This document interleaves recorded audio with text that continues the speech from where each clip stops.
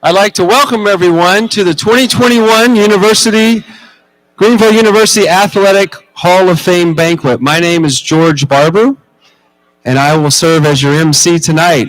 I'd like to ask at this time that you please find your seats, as our program will start promptly at 6 p.m.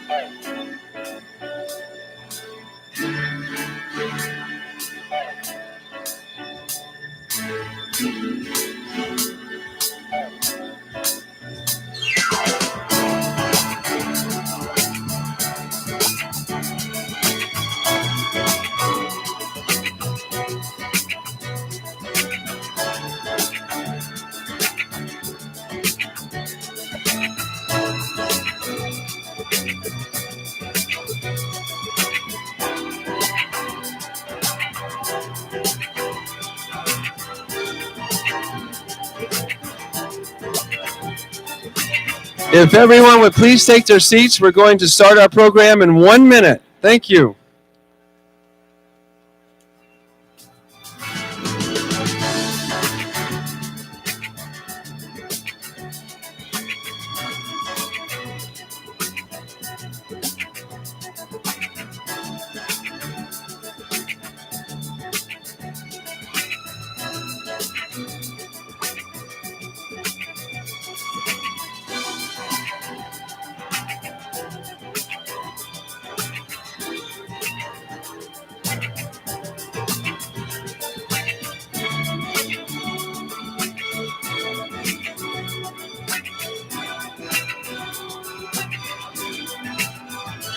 Okay.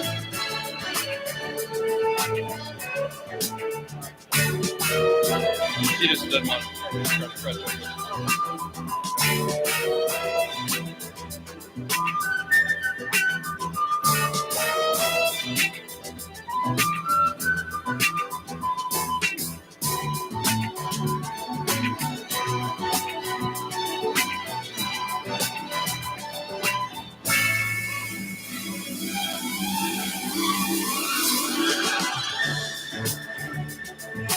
All right, as we're finding our seats, again, we'd like to welcome everyone to the 2021 Greenville University Hall of Fame Athletic Banquet. My name again is George Barber, and I will be serving as your MC tonight.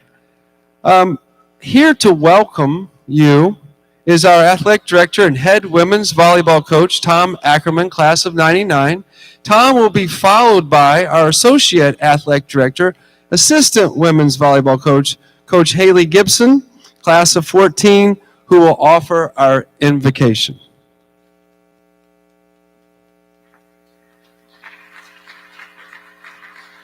Hello, thank you for joining us this evening. It is a special occasion and a time where we get to honor some of our athletes and coaches, and we're blessed to have you with us tonight. I had the pleasure of growing up in Greenville, and I knew John Straw. I knew Jack Treger. My mom was the athletic secretary in the athletic department, so I was very close with Jack Treger. And then I had the pleasure of working under both Doug Faulkner and Kent Krober. And so what I can say about all of these amazing people that came before me in this role is that they taught me so much more about athletics than just winning or just participating. They taught me that sports was much, much bigger than that, and we get to honor our Lord and Savior through that process. And I just want to thank them so much for teaching me that, and it's an absolute honor to serve in this role. You'll see that theme throughout the evening as you hear from our inductees. It's an amazing class of inductees, and we are so glad we get to honor them after having a little time off. But it's great to be in a space together, and I think it's very fitting that we get to be in a space where we do athletics. So it's great to be here and to be wearing different uniforms tonight than we usually wear in this space. But it's a great time to be together, and we just want to thank you for coming out, and we're looking forward to inducting this class. Haley?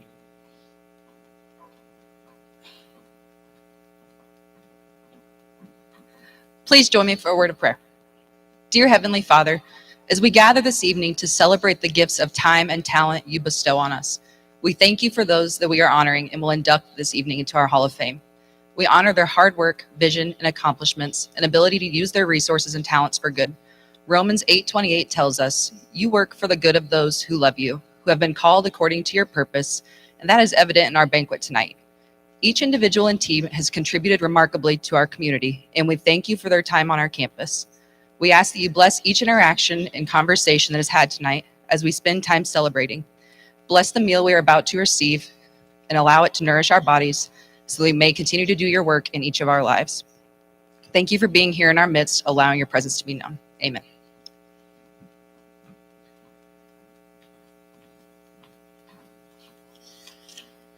Before we start dinner tonight, the first presentation will be the Order of the Orange and Black. Reading, the Order of the Orange and Black is the honor awarded to a student athlete representing the highest ideals of Greenville University. It's reserved for individuals who model Christian integrity and athletic and academic excellence. These persons also display student leadership, which reflect in the spirit, significance, and tradition of Greenville University. The inductee is selected from the athletic teams of the 2 previous academic years. Would the former Orange and Black winners who are with us tonight please stand when I call your name? We will applaud after all the names are called and all the former winners are standing. Lynn A. Carlson, class of 1993. Mark Tice, class of 1998. Jeff Bole, class of 2000. Bo A. Meredith, class of 2004. And Christine Niehaus Blevins, class of 2008. You may give your applause now.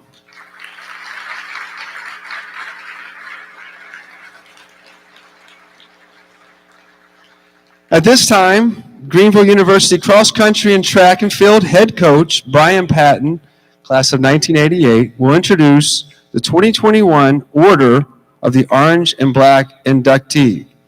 Coach Patton, I'll turn it over to you.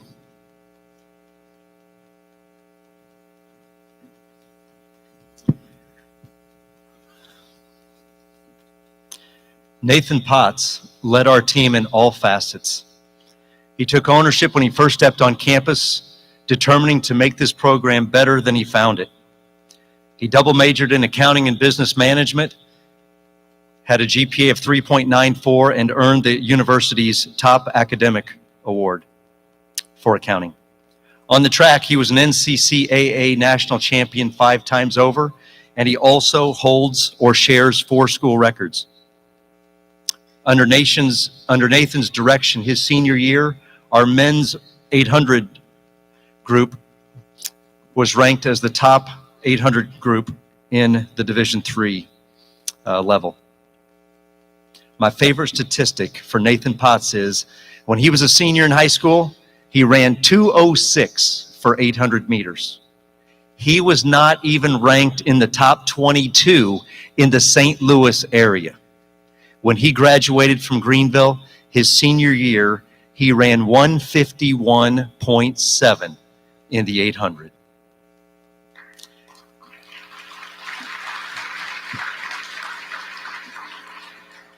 That ranked him in the top 22 nationally.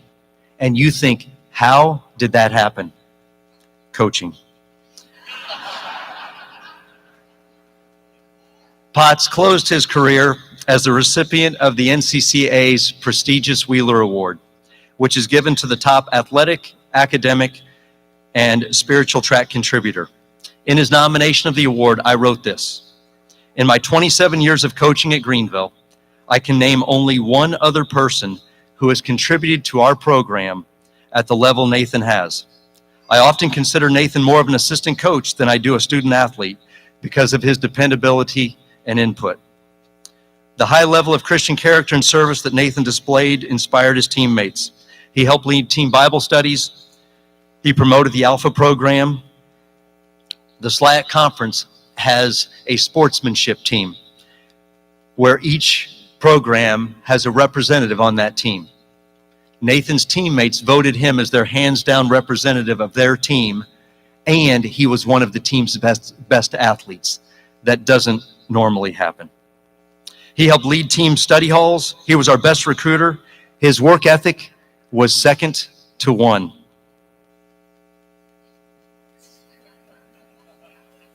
I leave you with one story that sums up what Nathan Potts thought about team. A high school rival of his decided that he was going to transfer schools, and he took a look at Greenville. Nathan did everything he could to try to convince that kid to come to Greenville. And I was a little taken aback by that. And so I asked him, Nathan, why did you put so much effort into trying to get a kid that you never beat in high school to be a part of your team? And he said, I would rather have him on my team than on somebody else's. If only there were more Nathan Potts in this world. On second thought, one is enough. It is my pleasure to introduce this year's recipient of the prestigious Orange and Black Award, Nathan Potts.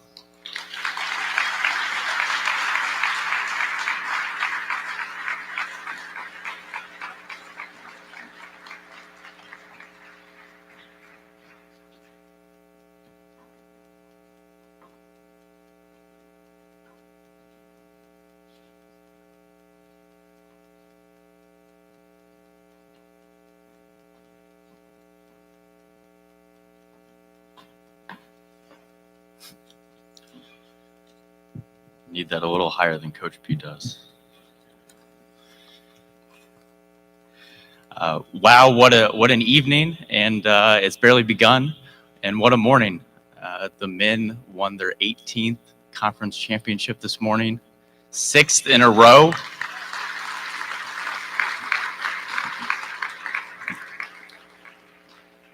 The guys that started that record were pretty good. Coach P, thank you for those kind words. As I anticipated this moment over the past few weeks, I have tried to envision what you may say to prepare myself emotionally to give my speech afterwards. Truthfully, I thought you would just use the same write-up you would use for my Wheeler Award and H.J. Long Award. I was right. I'm always grateful for how highly you speak of me. I probably spend as much time as anyone not named B.J. Schneck on Greenville's athletic website. So naturally, when I found out I would be receiving this award, I went to read the website's description of the honor and a list of past recipients. As I read, I had two thoughts. At first, I was emotional, thinking my name was even worthy of being in the conversation for this award, let alone the recipient. As I paid closer attention to the recipients, I recognized a handful of names, many of which were called tonight. But I found it interesting there was no Brian Patton listed. The award had become much more enjoyable. As a sophomore, I sat in the back corner of the dining commons listening to Josh Casisto's acceptance speech for this award, thinking about how cool it would be to be up here one day. Sophomore Nathan was right. This is very cool. God blessed me with two great parents who love each other and love the Lord. Mom and Dad, there are plenty of things I could mention right now, but I am told Coach P is speaking again later tonight, so I better pick just one. Something I think exemplifies you both as parents. My entire life, I had a Christian-based education. While a Christian school may not have been my initial desire, when we began looking at colleges, you did what you seemed to do my whole life and nudged me in the right direction. The direction that included God on a daily basis. I'm extremely grateful for the sacrifices you both made to make that happen for me and continue to make for Will. Without those sacrifices and constant desire for me to know the Lord, I'm confident I would not have ended up at Greenville. I often tell people running at Greenville was the best decision of my life. Greenville was more than a home away from home. For 4 years, it was home. Home is where you do life with your family, and that's exactly what I had the opportunity to do here for 4 years, 4 exceptional years. Much like in a family, we went through the highs and lows of life together. I like to think I have a strong memory, but at some point the races and the years blend together. Few things stick out quite like our trip to Niagara Falls. Breaking the 4x8 record for the first time, winning conference my senior year, or giving the Greenville track program spiel to a group of prospective students and their families at a preview day as Coach P sat sidelined from his infamous cough.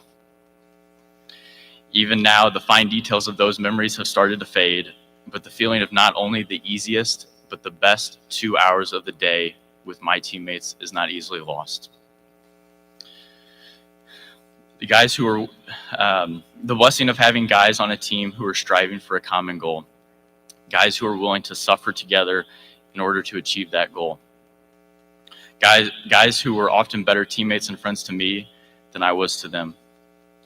I'm confident my successes at Greenville can highly be attributed to the teammates God placed in my life, and maybe the coaching too. Coach P, what to say? To be honest, I've worried over this portion of my speech, especially as it drew near. I have doubted my ability to articulate my gratitude for what you have done in my life. Ultimately, I concluded that one cannot do that in such a short speech, and that's why I agreed to be your assistant coach at my current pay rate. You're welcome. In the coaching world, your tenure at Greenville is an anomaly, a profession that focuses on the next great opportunity. We regularly see coaches' tenures at a school as brief as their student athletes. What you have done on paper as a coach is nothing short of incredible. Over your time here, you have consistently gotten the most out of what you had to work with. I like to think I'm a great example of that. You're welcome again. Later this evening, you'll be recognized for all of those on-paper accomplishments, and rightfully so. While the school records, All-Americans, and Christian national championships are memorable, that is not why so many people are here this evening. It's because you planned this for 2 years. It's not why most of us ended up at Greenville in the first place. It's not why former athletes call you years later to tell you thank you. And I know it's not why I work in Hillsborough. Those things have happened because you have invested in this program and everyone in it. You care more about the person we will become after Greenville than the athlete we are while at Greenville. Coach P, on behalf of myself and so many people in this room and countless others that couldn't be here tonight, thank you for choosing your alma mater year after year as your place to serve, lead, and impact others. The endless sacrifices that go without thank yous so that we can have memories with our best friends who last a lifetime. Thank you for never thinking it's enough.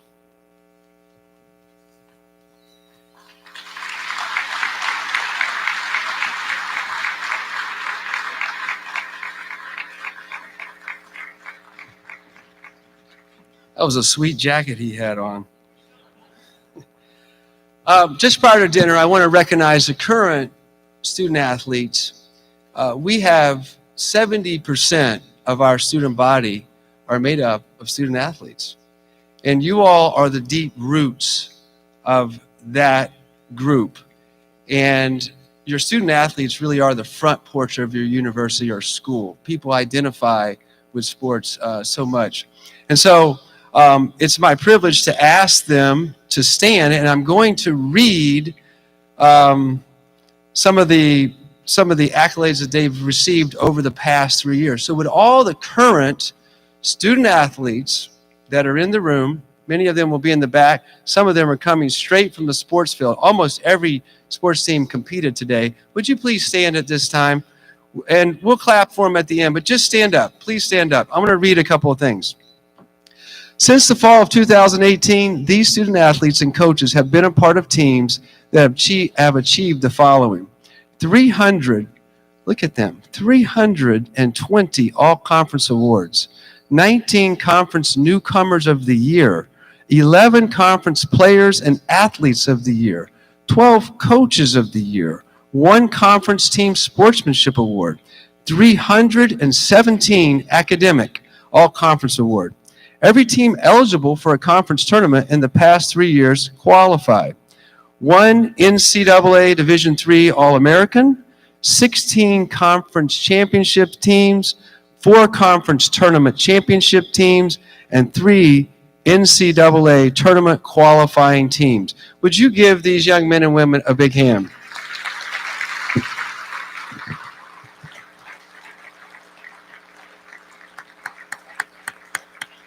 Thank you. You may be seated. Thank you. Now it's time for the instructions for the meal. I would simply ask that you remain seated until your table is dismissed. We have hosts and hostesses who will direct you to the buffet line. Then you will go to the side tables and get a drink. Could our hostesses, where are our hostesses at? I'm just looking. Oh, right here. Okay, very good. So I know one is Janice Barth Betcher, and she is our administrative assistant for our entire athletic department. And she has such a positive attitude, keeps us all going. Janice, I just want to take a personal privilege to thank you for all the work that you do for our athletic department. Would you please give her a hand?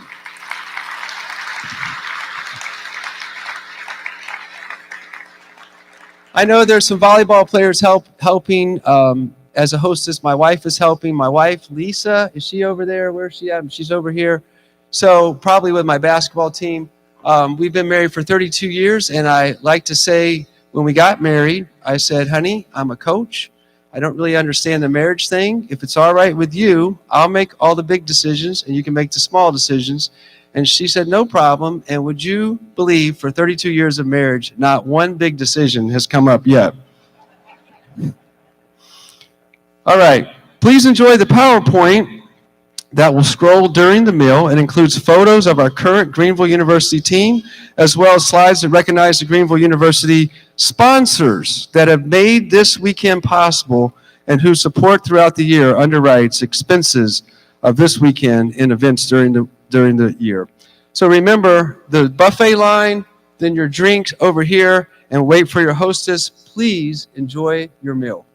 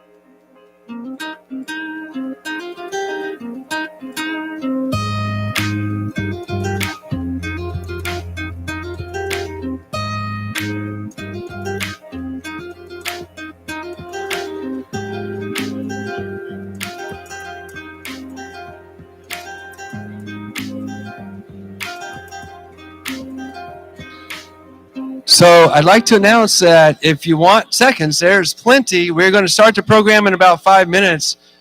If you've competed today, you got to refuel. So 5 minutes to get seconds, and we're going to get started. Thanks so much.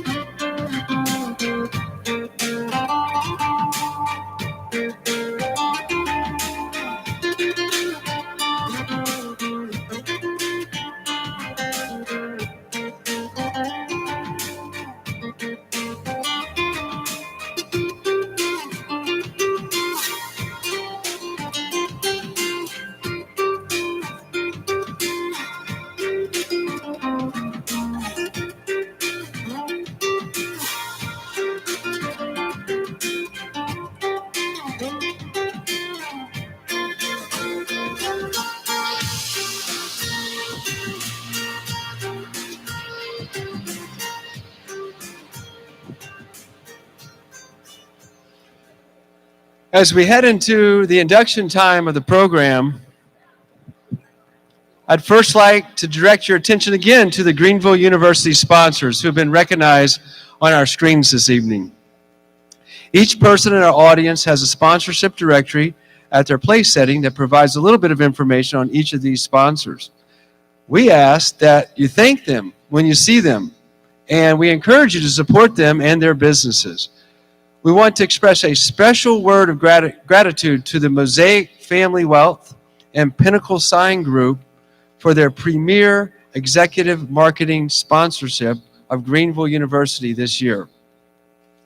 Additionally, I would like to invite this evening's specific Hall of Fame banquet sponsors to please stand. The names of these men and women are listed in the program on page 11. Would our table sponsors please stand at this time and be recognized for making tonight possible?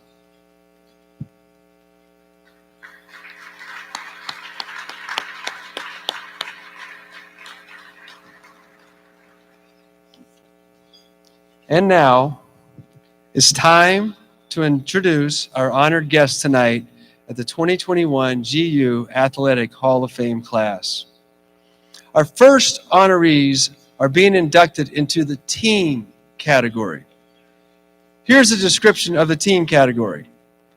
The team must have shown superior achievement in the field of athletics while representing Greenville College or Greenville University. These teams embody the ideals and standards of the athletic department.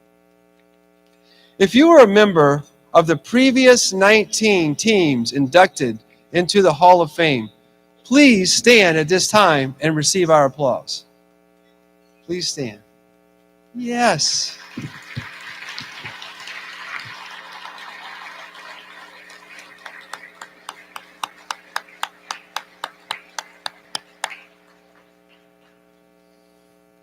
The 20th team to be inducted into the Greenville University Athletic Hall of Fame is the 2004 men's track and field team. After a short video, Bo Meredith, class of 04, will accept the award on behalf of the team. Let's turn our attention to the video screens now. The 2004 men's track and field team added on to their previous indoor titles by collecting 184 points, cruising to their third overall NCCAA National Championship. Greenville came away with first place finishes in 7 events. Brandon Tripp outsprinted everyone with victories in the 55 and 200 meter dashes and as a member of the 4x200 relay with teammates Ryan Garnett, Matt Rush, and Danny Donaldson. Bryson Taylor was the other double winner with first place finishes in the triple jump and high jump. Bo Meredith and Corey Merriman each were best in their events. Bo in the 3,000 meter run and Merriman in the weight throw. Donaldson, Rush, Nathan Leakty, Matt Schrader added 5 runner-up finishes, demonstrating the overall depth and balance of this amazing 2004 team. While scoring 70 points in first place finishes It was actually the 114 points scored by approximately 25 additional Panther track athletes, which set Greenville apart from their competition. At the NCAA Division III Indoor Championships, the Panthers finished 15th, receiving All-American marks from Tripp in the 55-meter dash, Taylor in the triple jump, and Danny Donaldson placing third in the log jump, earning his fourth All-American honors. At the NCCAA Outdoor National Championships, the Panthers established 25 season bests and 4 school records in capturing their 4th outdoor championship. The Panthers were in second place by 16 points after the first day of competition, but Greenville dominated day 2 and totaled 169 points at the conclusion of the meet. The men outscored second place Malone by more than 50 points. The 4x100 meter relay team of Nigel Martin, Ryan Garnett, Kenneth Woodhouse, and Tripp were champions. Tripp also earned individual titles in the 100 and 200 meter events. Woodhouse collected a win in the 400 meter dash. Meredith was slightly better than teammate Josh Martzloff in the 5,000 meter run, bringing home another 1-2 finish for the Panthers. Taylor was the lone field event winner, defending his indoor title in the triple jump. It was again, though, team depth which provided the margin of victory. Garnett finished second in the 200 and long jump. Johnny Levels earned second place in the high jump. Michael Brewer was runner-up in the javelin, as was the 4x400 meter relay of Woodhouse, Lucas Koele, Terry Cantley, and Zach Middleton. The men also scored 4 in both the 100 and 5,000 meter run. Greenville sent entries to the NCAA Division III National Championships at Milliken in late May. They had participants in the 100, 200, 4x100 meter relay, triple jump, and javelin. Garnett and Tripp ran in the 200 and were joined by Woodhouse and Terry Cantley for the relay. Tripp also participated in the 100. Taylor entered the triple jump, and Michael Brewer earned All-American honors in the javelin by way of his 6th place finish. The coaching staff was comprised of Sean Andrews, Jeff Bollay, Tom Broomfield, Bob Johnson, Matt Labertu, and Brian Patton.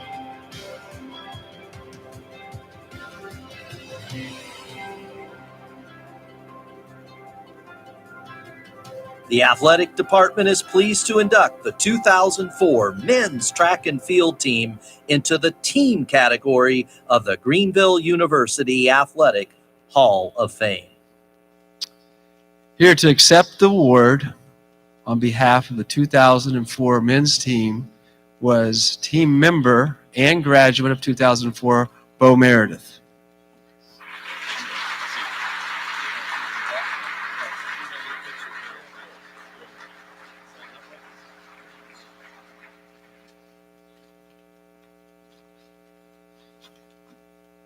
Hello.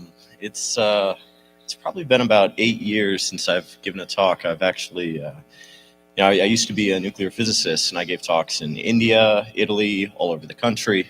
But to be honest, I probably was never as nervous as I am right now. So give me a little liberty with this. The 2014 was a special team.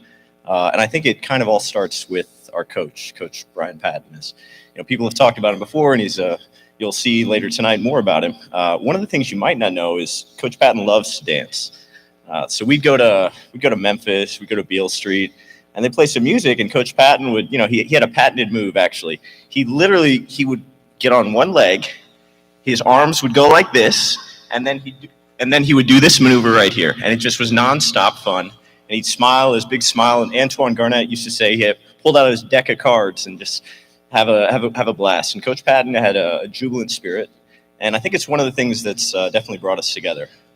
Maybe the first thing I wanted to mention is So for the 2004 team, obviously, the team was a success 2001 through 2006. It was phenomenal years for the track team.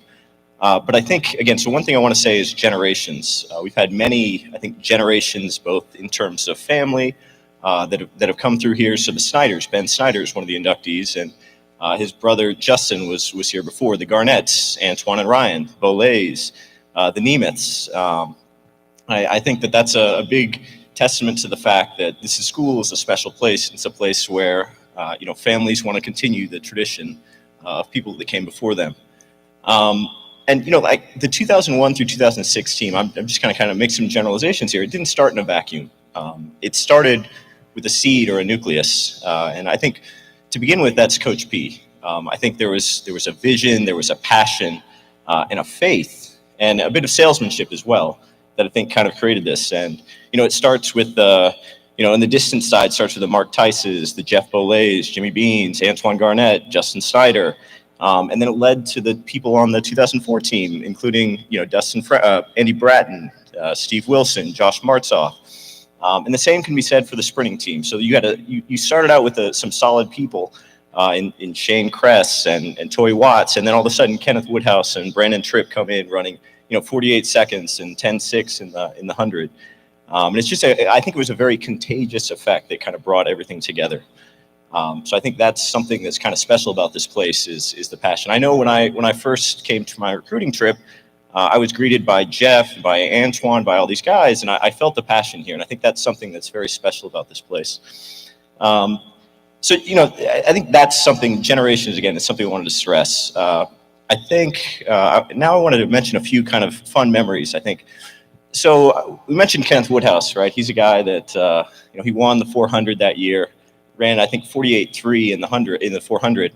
But the year before, there was a squad of guys that we called the 300 squad because they came in indoor track, relatively unconditioned, and then get 300 meters, along the way, and then all of a sudden they'd stop and they would kind of, they'd slow down a bit. And I think that, the next year they up their game and they get second in the 4x4, and Kenneth wins the title. And so I think it's a good memory. It's a funny memory that we had.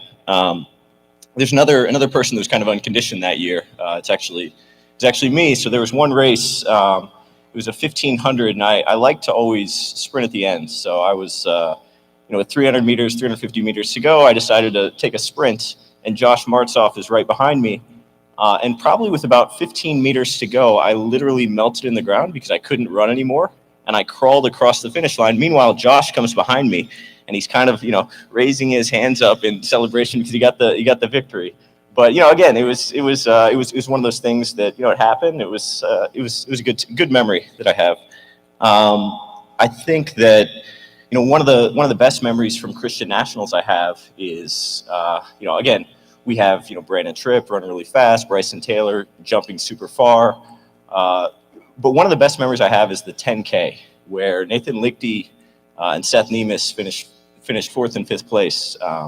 And it's a gutty race. It's literally 10 kilometers, 33 minutes to pick up a few points that help us win. And I think it was, again, a testament to the fact this was a team effort. It wasn't just, one individual. It's people that come together from all backgrounds, from diverse backgrounds, diverse locations. And definitely we all came together for that. So I guess I'll close in saying, again, very, very proud to be a member of this team, and it was a great experience.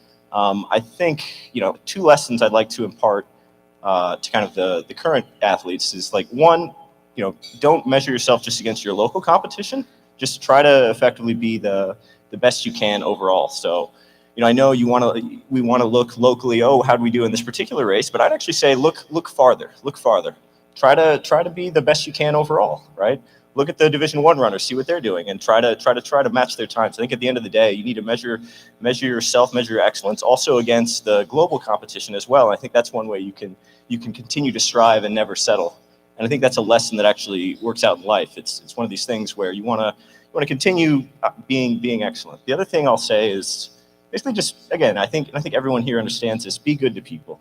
I live in the New York City area now. I actually switched from physics to finance a few years back. I work at a hedge fund. It's a very, fast-paced environment. And what I found is, even in that area, there are a lot of really good people. They're just nice, right? And it's about caring for your neighbors, caring for other people. And I think that that's something that we all need to strive to do. And I think it's something that, is a lesson that we all know here at Greenville, and we all have effectively learned here. So I'd say that's the other thing. But again, thank you very much, and it's definitely been an honor to be a part of the school and a part of this family.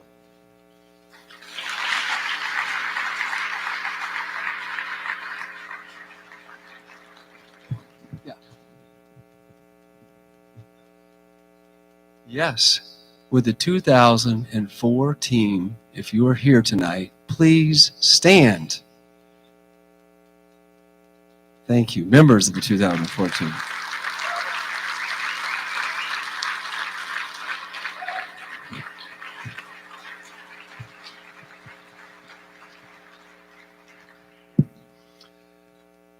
The 21st team to be inducted into the Greenville University Athletic Hall of Fame is the 2005 men's track and field team. Following the video, Kyle Fodor, class of 2008, will accept the award on behalf of the team. Please again direct your attention to the video screens. The 2005 men's track and field team extended Greenville's run of NCCAA national championships with their 5th outdoor and their 4th indoor championships. At the NCCAA indoor meet in Findlay, Ohio, the Panthers used a team effort, collecting points in 9 events and bettered Cedarville by 23 points. The team had 4 national champions and 3 runner-up positions. However, once again, it was the strength in numbers that brought another team championship to Greenville, with the Panthers scoring 4 in the finals of the 55 dash and 3 deep in the weight throw and triple jump. Bo Meredith won the 3,000-meter run in an NCCAA school record time and scored a second-place finish and school record in the 1 mile.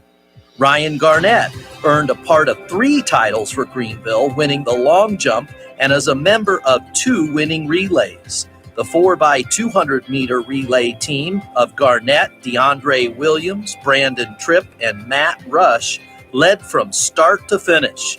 The 4x400 team of Kenneth Woodhouse, Terry Cantley, Gerard Renford, and Garnett also clinched a title for the Panthers. Tripp was second in the 200-meter dash, while Rush added a runner-up, finishing in the 55-meter hurdles. Tripp and Bryson Taylor represented Greenville at the NCAA Division III Indoor National Championships at Illinois Wesleyan. Tripp participated in the 55-meter dash and was 6th, while Taylor earned 3rd place in the triple jump. Both All-American finishes scored enough points to place Greenville 15th in the nation. At the NCCAA Outdoors, teamwork made the dream work as the Panthers earned 155 points. The men won only 2 events, but had runner-up finishes in 6 events and 6 more third-place finishes. The Panthers scored 18 of the 22 contested events, scoring 3 each in the 100, 200, long jump, and triple jump for a 15-point margin of victory over Malone. Tripp was the winner in the 100-meter dash and runner-up in the 200. Taylor continued his streak of triple jump titles while adding a second-place finish in the high jump. Other runner-up finishes came from Renford in the 110 hurdles, Nick Ivey in the hammer, Josh Marchloff in the steeples, Garnett in the long jump, and the 4x100-meter relay of Tripp, Garnett, Renford, and Josh Westray.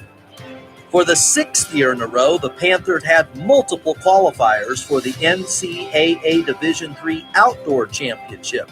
They ended with 2 All-American honors. Taylor set the school record with a leap of 48 feet 11 inches, finishing 3rd in the country. Tripp entered the 100 and 200-meter events, earning All-American honors in the 100, and Garnett qualified for the long jump. Greenville's 4x100 relay team of Garnett, Tripp, Renford, and Josh Westray placed 9th with a time of 41:18.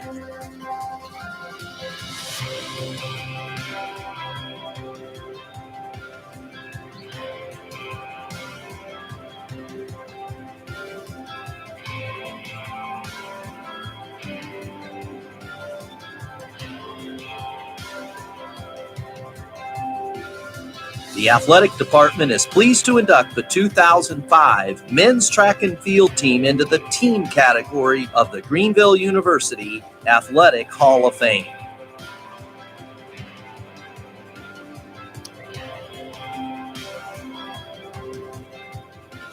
Here to accept the award for the 2005 men's track and field team, team member Kyle Fodor.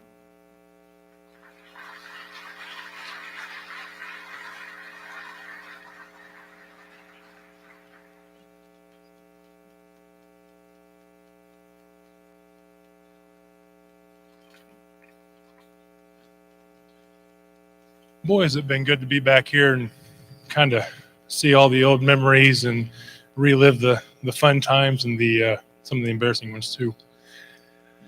But in 2005, the men's track team continued their stretch of dominance at Christian Nationals. In both nationals, indoors and out, we had several athletes set the bar high in field events, which our runners then took a perfect handoff to finish the rest of the two meets. Both nationals were led by All-Americans Bryson Taylor and Brandon Tripp, who placed in NCAA in Division III indoor national championships, giving them the 15th place in the nation. These men were great, but they alone did not win Christian Nationals for us. It took 49 other athletes to come together at our best to put us on top for the 4th indoor and 5th outdoor championships.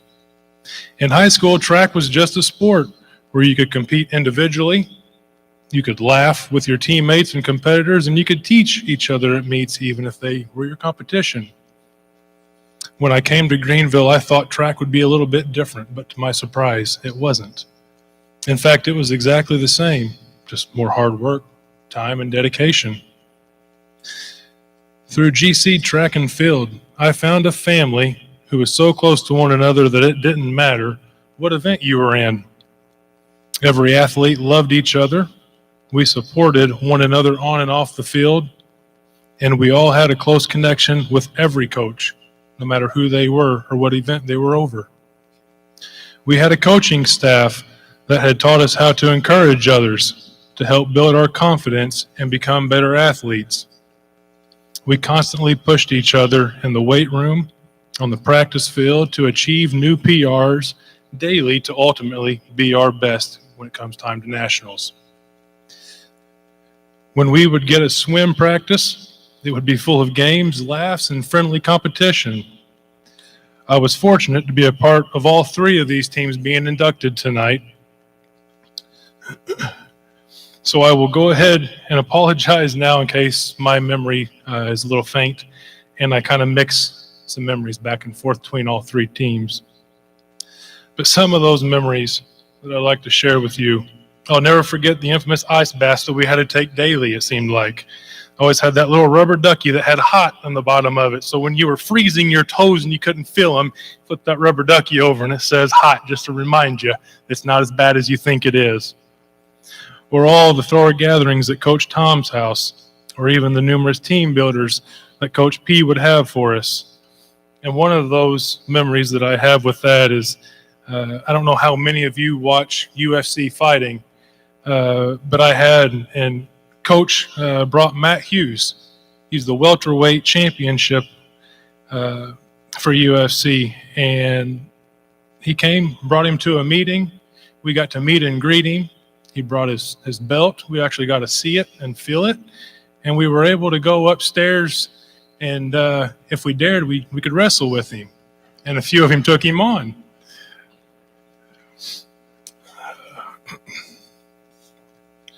I remember cheering on Josh Martzoff on the steeple race, or clapping our jumpers and vaulters to help get them in the right rhythm. And, of course, cheering on the biggest event of every meet, the 4x4. I remember throwing the weight in a meet and it coming apart on me mid-throw. And afterwards, I was checked on by so many of my own teammates and others to see if I was okay. I also remember sitting on the bleachers at Washington University with Coach Tom, Nick Ivey, and Mark French, and countless teams around us in their tents. Coach was giving us one of his best jokes that I've ever heard in my life. I can't go into it. But it was so funny, I fell out of the bleachers and fell on the floor. And I've never had an applause as bad as I did because everybody was laughing so hard. But I'll also never forget losing my mother to cancer and seeing my coaches and my teammates come to the funeral to be by my side. Family is there for you at your highs and at your lows. And this is why GC Track will forever be my family. My time at Greenville was dedicated to GC Track and Field because of the men and women who I trained and competed alongside that has helped mold me into the man I am today. Through my track career here, I have gained knowledge in weight training and proper throwing technique, along with learning how to teach and coach young athletes. After college, I was able to pass on some of that knowledge to my alumni, the high school girls, and I taught them for over 5 years. I am thankful for the man before me, who I can call my brothers, and our coaching staff for all they have taught us. But most importantly, for being present in our lives during and beyond Greenville College. Thank you.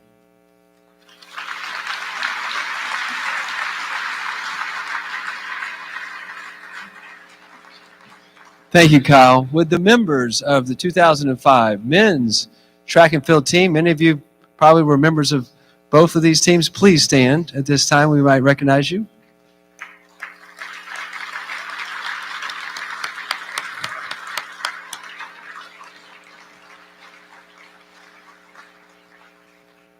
Sticking with the team category, the 22nd team to be inducted into the Greenville University Athletic Hall of Fame is the 2006 men's track and field team. After a short video, team member Gerard Renford will accept the award. Gerard was GU's first NCAA Division III national champion, winning the 110-meter hurdles in 2008. Please turn your attention to the video board.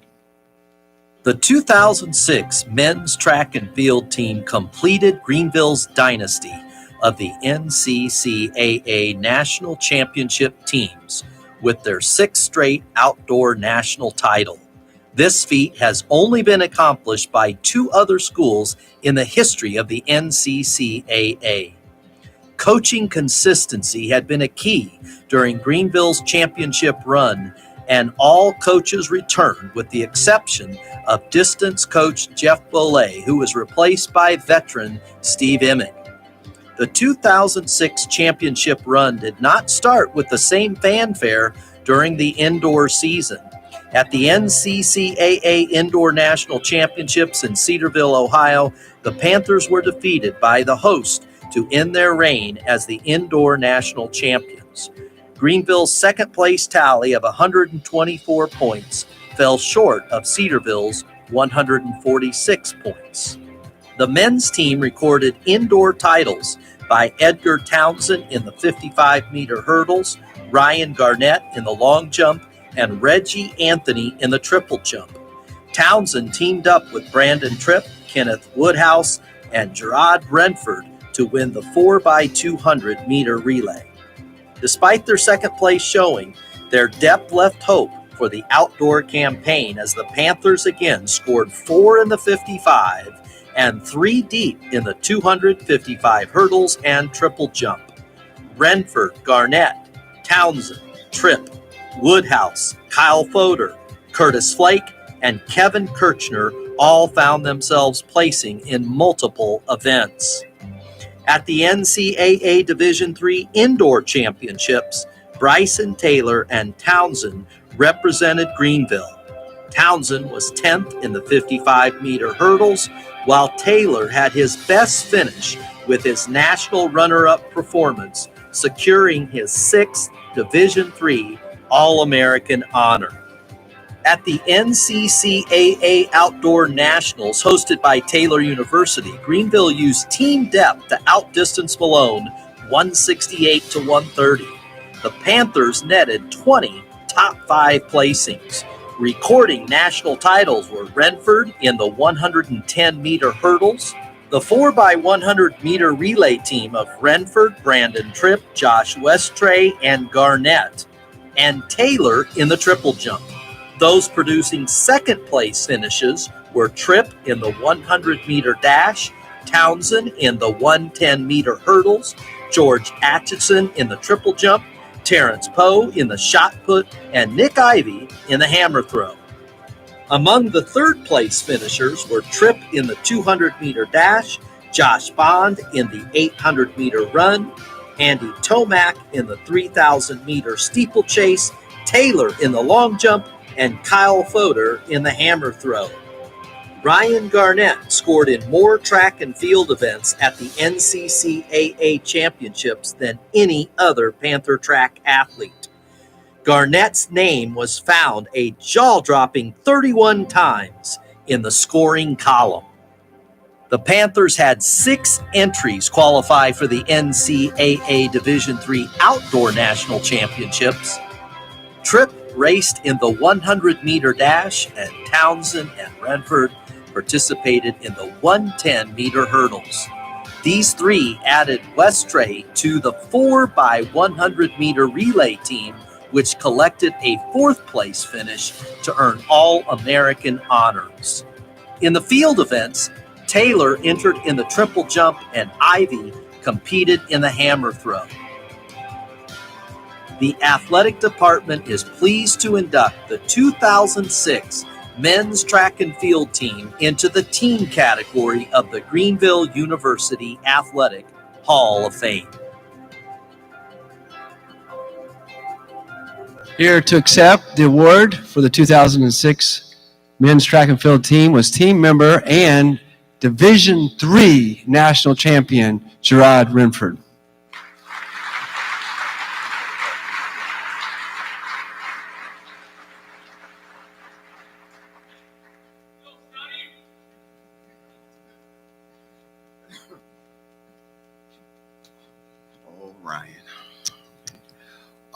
Before I get started, if you are an athlete or a former athlete in here, just look around the room. You are looking at some of the best to come into Greenville College and perform at such a high level. So take a look around and just acknowledge that moment. Live in this moment. It's a good feeling. As I sit back and think about what team is, I think about friendships, I think about family, memories, the good, the bad that comes with it. This team that I've been a part of for the 4 years I was at Greenville, I wasn't a winner in high school, didn't want to come from a winning team. So to come here and to be a part of that culture, and it started with the coaching staff, from Coach Patton, Coach Johnson, Coach Koele, Coach Andrews, Coach Broomfield. They really set the example for all of us. And as athletes, that team that year, we bought in. We pushed each other in ways. We made each other better through it all, the good, the bad, the ugly. So it's been an honor to be a part of this team. It's been a privilege. I know for me, coming in, not sure who I was, but walking out a much better person, a much better man because of the team, because of friendships, the bond that we share. It's been an awesome experiment, awesome role. So just thank you guys for everything. You guys are amazing, from the coaching staff to the teams to everything. It's been a journey, something that I will never forget, and it's been an honor to be a part of the team and to also be inducted into this Hall of Fame. Thank you.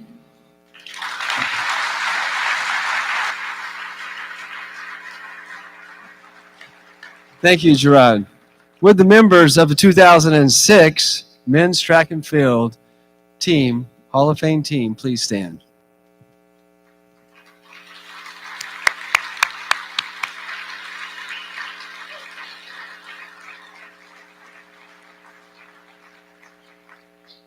Tonight, we are also honored by the presence of former Greenville University Hall of Fame inductees. There are 4 categories in which an individual can be honored: athlete, coach, meritorious service, and pioneer. With these former inductees in the athlete category of the Hall of Fame, please stand and be recognized when I call your name. We will give them applause at the end. Richard H. Winehandel, a graduate of the class of 1974, inducted in 2004. Mark Tice, class of 1998, inducted in 2012. Meredith Daters, Dust, class of 2004, inducted in 2016. And Christina Niehaus Blevins, class of 2008, inducted in 2018. And finally, Sonia L. Jones, class of 1996, inducted in 2018. Would you please give these athletes, Hall of Fame members, a hand?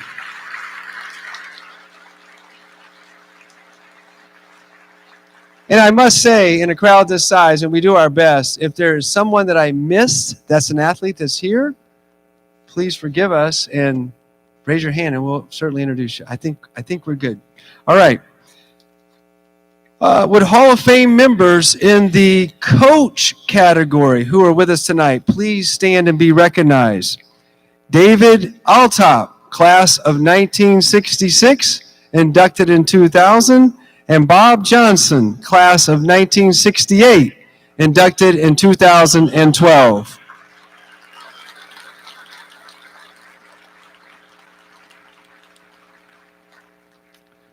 Any coaches I missed? I think we're good. All right. Also, the Hall of Fame, we have members of the Meritorious Achievement category here with us tonight.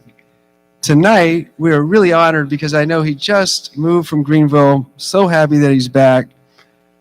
Dr. W. Richard Stevens, class of 1953, inducted in 1996. Dr. Stevens.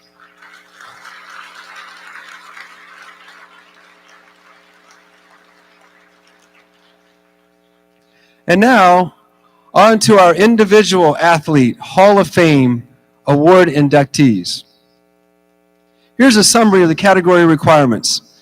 An athlete is eligible for nomination to the Hall of Fame after 5 years after the completion of his or her intercollegiate eligibility. They must have attended Greenville College or Greenville University for a minimum of 2 years. The 54th member to be inducted into GU's Athletic Hall of Fame is Koele Johnson, class of 1996. Let's turn our attention to the video board. Robert Colby Koele Johnson attended Greenville College from 1992 to 1996. A star basketball player at Greenville High School and a member of the GHS Boys Basketball Hall of Fame. Koele entered college in 1992 as one of Coach Kent Krober's highly regarded men's basketball recruits. He later played men's soccer in 1993 and 1996 for Coach Tom Stonebreaker. Both of Koele's parents, Bob and Carol, and his brother Ben attended Greenville. Koele's father, Dr. Bob Johnson, served Greenville as a professor and Hall of Fame coach. Coach Krober was pleased to receive a homegrown athlete of Koele's caliber and immediately utilized his skills at the varsity level. In Koele's first season as a Panther, he received the Panther Spirit Award and was the leading rebounder and shot blocker on the team. The team finished with an overall record of 20-13 in his freshman year, and just the second time that the program had reached 20 wins in a season. The 1993-94 season, Koele's sophomore year, ended with an NCCAA All-Region honor, and he was co-MVP of the team, besides being the leading rebounder and shot blocker once again. The season marked the final year for Coach Krober. In 1994-95, head coach Doug Faulkner took over the men's program, and the team went 15-11 and hosted an NAIA district postseason game. Koele was the leading scorer, achieved the best field goal percentage, was top rebounder, and led the team in block shots once again for his third season in a row. He was honored on the NCCAA and NAIA All-District team. At that time, a distinction rarely achieved for a men's basketball player. Koele's senior season resulted in Greenville's first NCCAA district championship and automatic qualification for the Christian National Tournament. It was also Greenville's first year in the St. Louis Intercollegiate Athletic Conference, and the team was champion with a record of 21-8.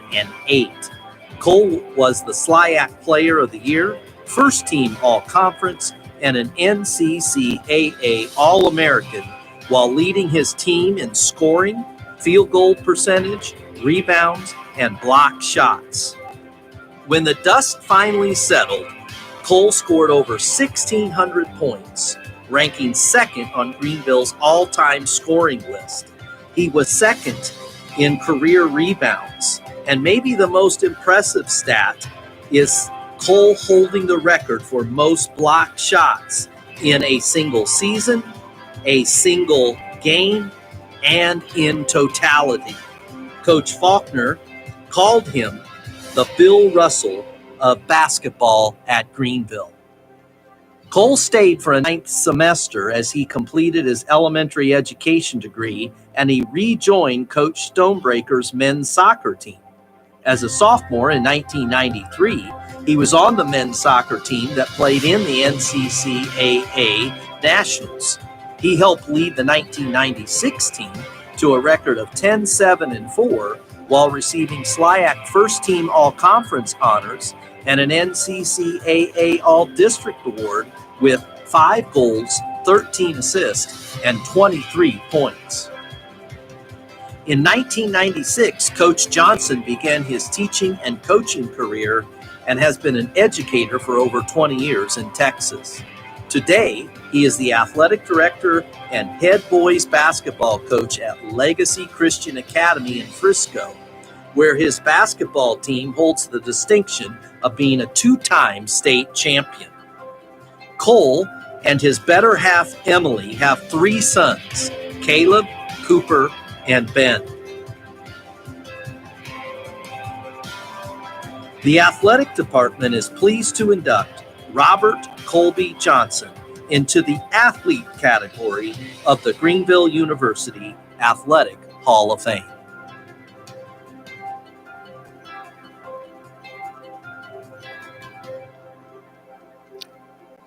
Here to accept his award for the Hall of Fame, Koele Johnson.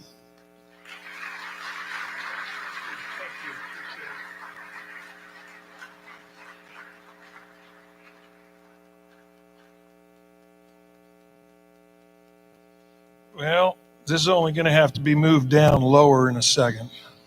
But, hey, I want to be brief, but you forget a lot of that stuff, and you remember the relationships. Every other person up here has done a beautiful job of talking about connecting and relationships and what you remember. I'll share about that momentarily, but first of all, congratulations to all the track teams.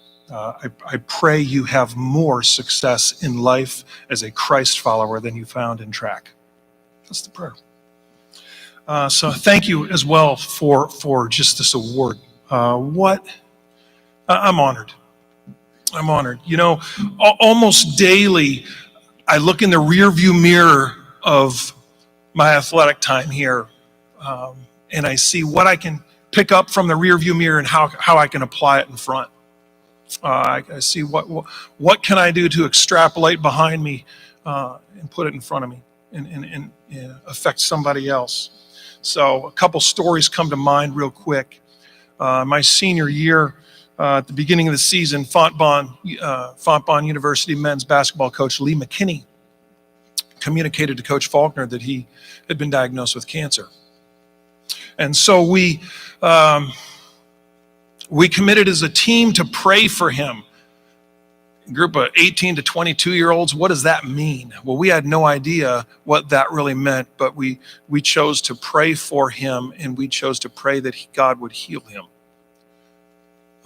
They came to our place to play a little while later in the season, and we lost that game. Not fun, but I never met an athlete that wants to lose. but it wasn't fun. And Coach McKinney then asks to come into our locker room and talk to us. I don't think I've ever met a coach that beats somebody and then asks to talk to the team. That was interesting. And so, we're going, okay, what's going on? Well, he comes into our locker room and he thanks us for praying for him. Okay, Coach, you're welcome. It's an honor. We'll lick our wounds here, but I don't know that I really gave him my ear. A couple weeks later, we go to Fontbonne University. We didn't need any motivation.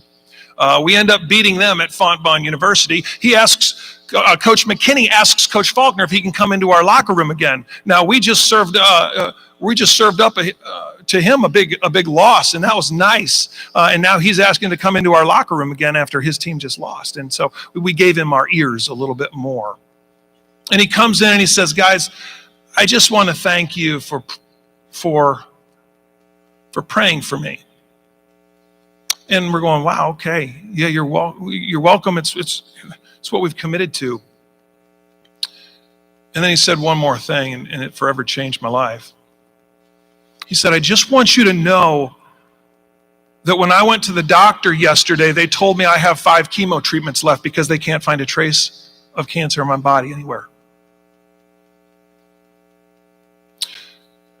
Lee McKinney receives an award. There's an award given in his name in the Slack every year. And for us to be able to pray, not really even knowing what that meant, but for us to be able to pray for him and then to see what God did. He may have healed Lee McKinney, but what he did is he altered our lives forever. Fast forward 22 years, I'm talking with a coaching buddy who coaches down at Second Baptist Academy in Houston. And Kevin Mouton says to me, Coach, I've got cancer. And I say, Coach, my team's going to commit to pray for you every day. And so we prayed for him every day. Coach, we pray that you would heal Kevin Mouton from cancer. Our last home game of the year, I get a text after that game, and it says, Coach, I just want you to know that the doctor can't find a trace of cancer anywhere. I've been healed. So we look in the rearview mirror and we see what happened in the past, and so we push it forward. And that's authentic community, a love of Christ, and changed lives. That's what we've seen. And so if you're an athlete here, understand that. I may be a has-been. You may be the real deal right now. And that's great.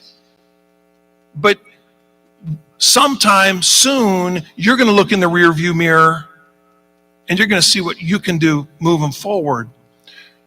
And so that it was just phenomenal. I don't know that I would have taken my team and prayed for Kevin Mouton to be healed of cancer.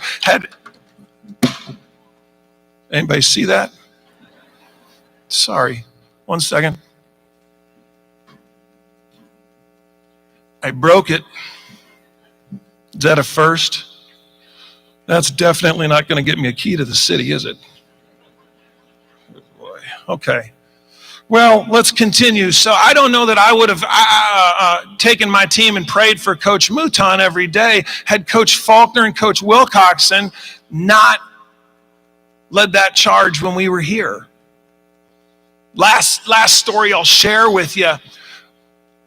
Coaches Faulkner and Wilcoxon, we memorized Romans chapter 12 my senior year as well. 1 verse per week, which was a challenge. 1 verse per week. We added a verse every week, and by about week 17, here we are. Do not repay anyone evil for evil, but leave room for God's wrath. I'm kind of paraphrasing there. And we got Demetrius McBride. Demetrius McBride was a great athlete, great teammate. And if you punched him, he might just punch you back. He didn't have a lot of lag time between him hitting back. Well, he drives a lane in a game late in the season and just gets hammered, gets put on the floor, sent to his back. And there were none of us teammates within reach. None of us could get to Demetrius before he could not do something. And he doesn't respond. He gets up, he walks to the free throw line, The referee calls a technical foul on the other player, would be a flagrant today. We go on and win that game. And Demetrius says after the game, he goes, I don't know what I was thinking. All I was thinking is that do not repay evil for evil. So here's the thing, that might not seem like too big of a deal, but the stories that I've just given you, I would call them miracles. If they happened every day, they'd be called normicals, but they don't. The idea is love of Christ brings authentic community. Authentic community changes lives. And so we can look in our rearview mirror and see that, and we can move that. That's what Greenville Athletics provides. And it's a wonderful thing. You can see it in track. You can see it in the bonds and the relationships. You can see it in the way the basketball team just dives all over the floor relentlessly, never giving up. And so through those two stories, I got another million like it. But for those two stories, I want to, maybe you can see why I want to thank people for the impact that they've had on my time here as an athlete. And I pray that your time is just as rich. Thank you.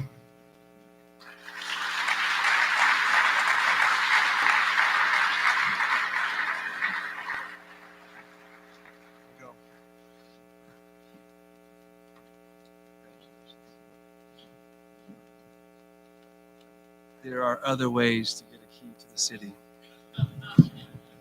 We'll still give him one.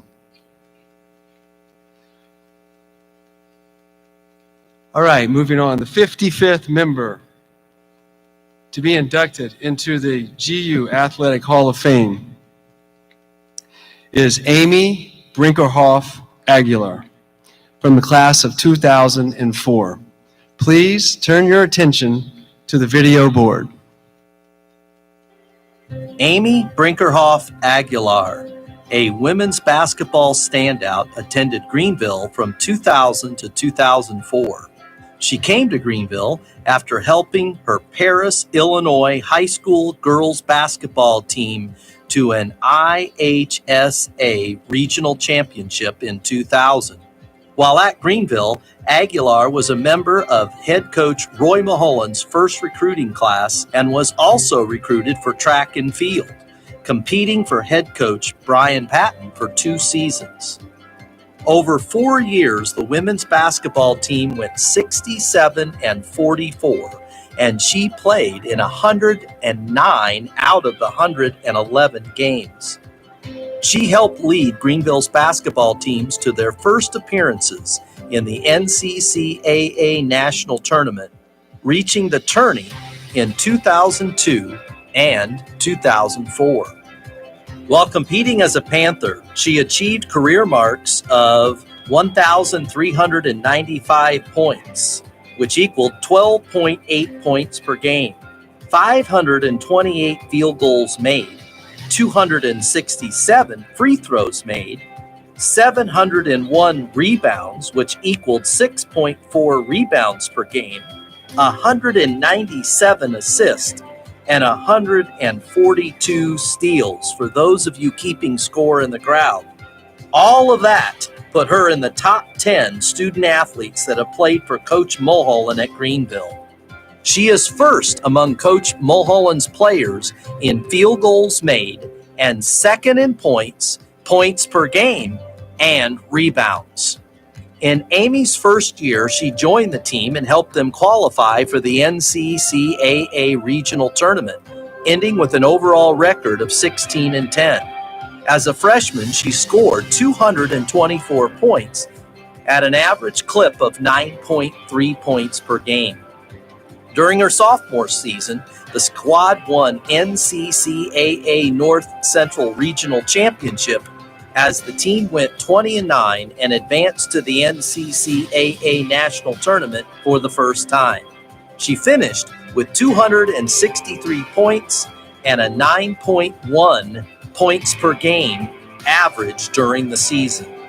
Her junior season resulted in another NCCAA regional, and Amy received SLIAC First Team All-Conference honors, D3Hoops.com Second Team All-Region honors, and a first-team NCCAA All-Region Award.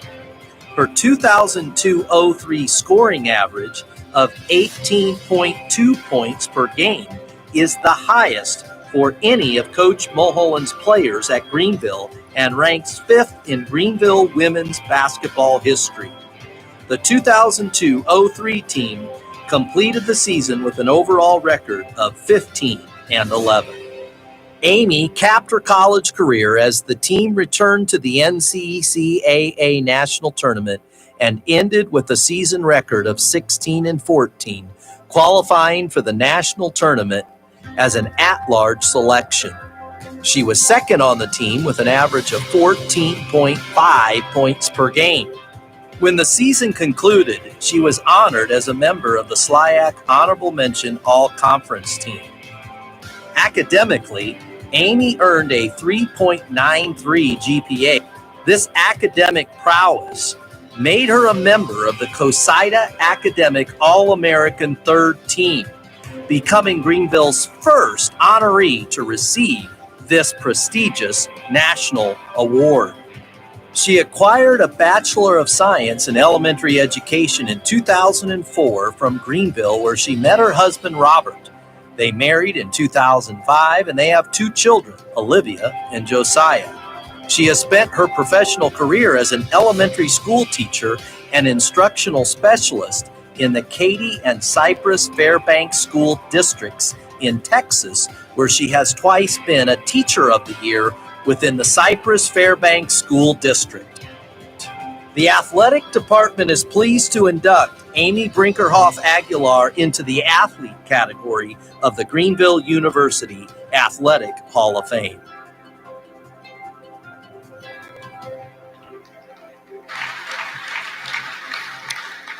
Here to accept her award is Amy Brinkerhoff Aguilar.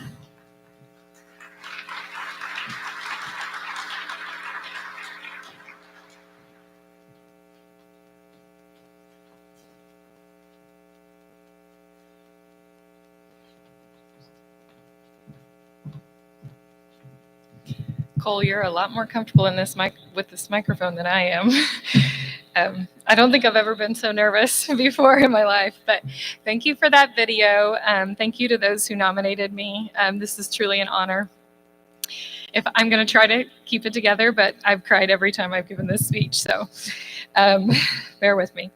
So I did grow up a few hours from here in Paris, Illinois, and I'm pretty sure that I started playing basketball because I wanted to be like my older brothers. Of course, we fought like crazy, but they totally instilled a love of competition in me. And in the Brinkerhoff house, everything is a competition. I started playing ball when I was little, but really all I cared about when I was little was looking cute. I always had a bow in my hair, and my mom was always having me smile for pictures. My dad always tells the story about my mom missing my brother's first three-pointer because she was videotaping me on the bench, smiling for the camera. I had lots of good memories with my brothers and my dad. When you live on a farm and you're out in the middle of nowhere and you get bored, you play sports. And so we had lots of good games in the driveway where my dad would hold on my brother's back so that I could get an open shot and feel good about myself. Things sure did change over the years, thank goodness. My bow wearing days came to an end. I kept playing each year. I'm certain, though, that my mindset and passion for the game took off when I entered middle school. My coach, Lori McCollum, was intense, to say the least. Her favorite saying was, "Get on the line." And she just posted about that on Facebook like a few weeks ago. She's still proud of saying that. She was known for wearing boots and stomping like crazy and yelling, but she was also known for winning and preparing us for games. And I learned so much from her. We lost one game in 3 years for her, won 2 state championships. The one game that we did lose, we won't talk about because I don't think Lori talked to us for like a week. She was so mad. But thank you to her for instilling in me that hard work pays off. I went off to high school, where I'm thankful for my high school coach. My freshman year, I went in, and my JV coach barely played me. And the varsity coach, Tom Punzelt, came in, saw me playing, practicing my freshman year, and then started me my sophomore year. He always saw something in me and would lend me the keys to the gym so that I could go on Sundays to get extra shots in. I had lots of good memories under him, and I'm so thankful that he believed in me. Both of those coaches taught me the game, helped raise me into the player that I was early on, but the people who actually raised me, who sacrificed so much and took me to all of my practices, were my mom and dad, Pam and Steve Brinkerhoff. My mom has recorded literally every game that I think I've ever played on VHS tape. That meant I got lots of chances to look at my tape and to work on being better. My dad has always made sure, if you ever attended any games with him, he was yelling the entire time. And if he wasn't yelling, I was probably on the bench. They never missed a single game my entire career, not one. I vividly remember them being sick and coming to the game, which would never happen now that we lived through this pandemic, and isolating themselves in the stands just so they could see me play. But it makes you understand where I learned my dedication from. So thank you, Mom and Dad, for supporting me through all the years. I couldn't do it without you. When it came time to look for colleges, I had never heard of Greenville, actually. It's only a few hours away, but I'd never heard of it. But I did love the idea of a small Christian college, and I had only looked at Christian colleges, and I had my heart set on a small school that would continue to nurture my relationship with Christ. Ironically, Coach Patton tonight was talking about how he was the one that really recruited me. I did excel in track and field, and so he reminded me he came to Paris to eat pizza, which I don't even remember, but he does. So Coach Mo learned that I also played basketball, and he came to a game. I also remember that game being the absolute worst game that he could possibly come to watch. Our point guard got hurt. We really struggled to bring the ball up the court. I'm for sure not a point guard. And it was a tough game to get through, which Coach Mo reminded me of tonight. He was telling his whole table about.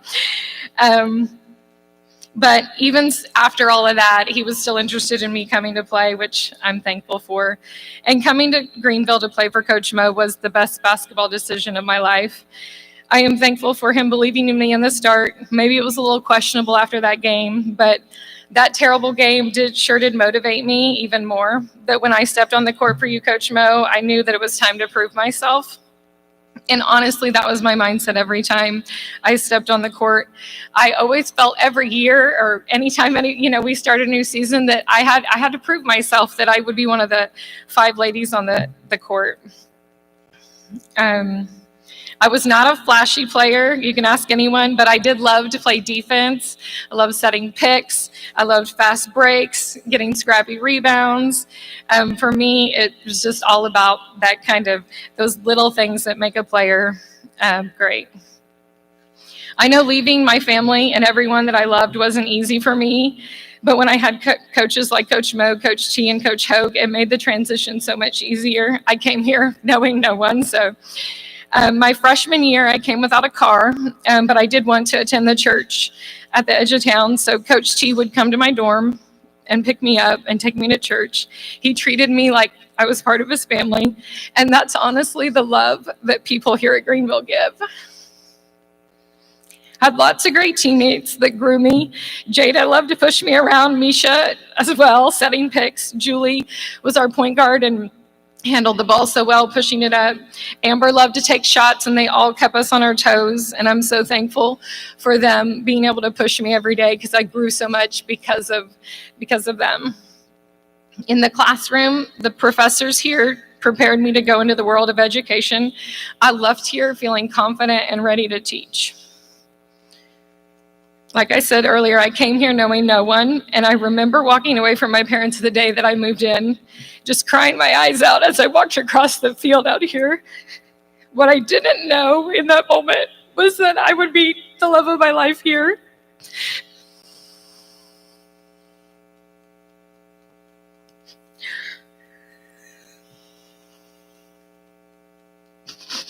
I feel like that was God's way of giving Robert and I exactly what we needed in life.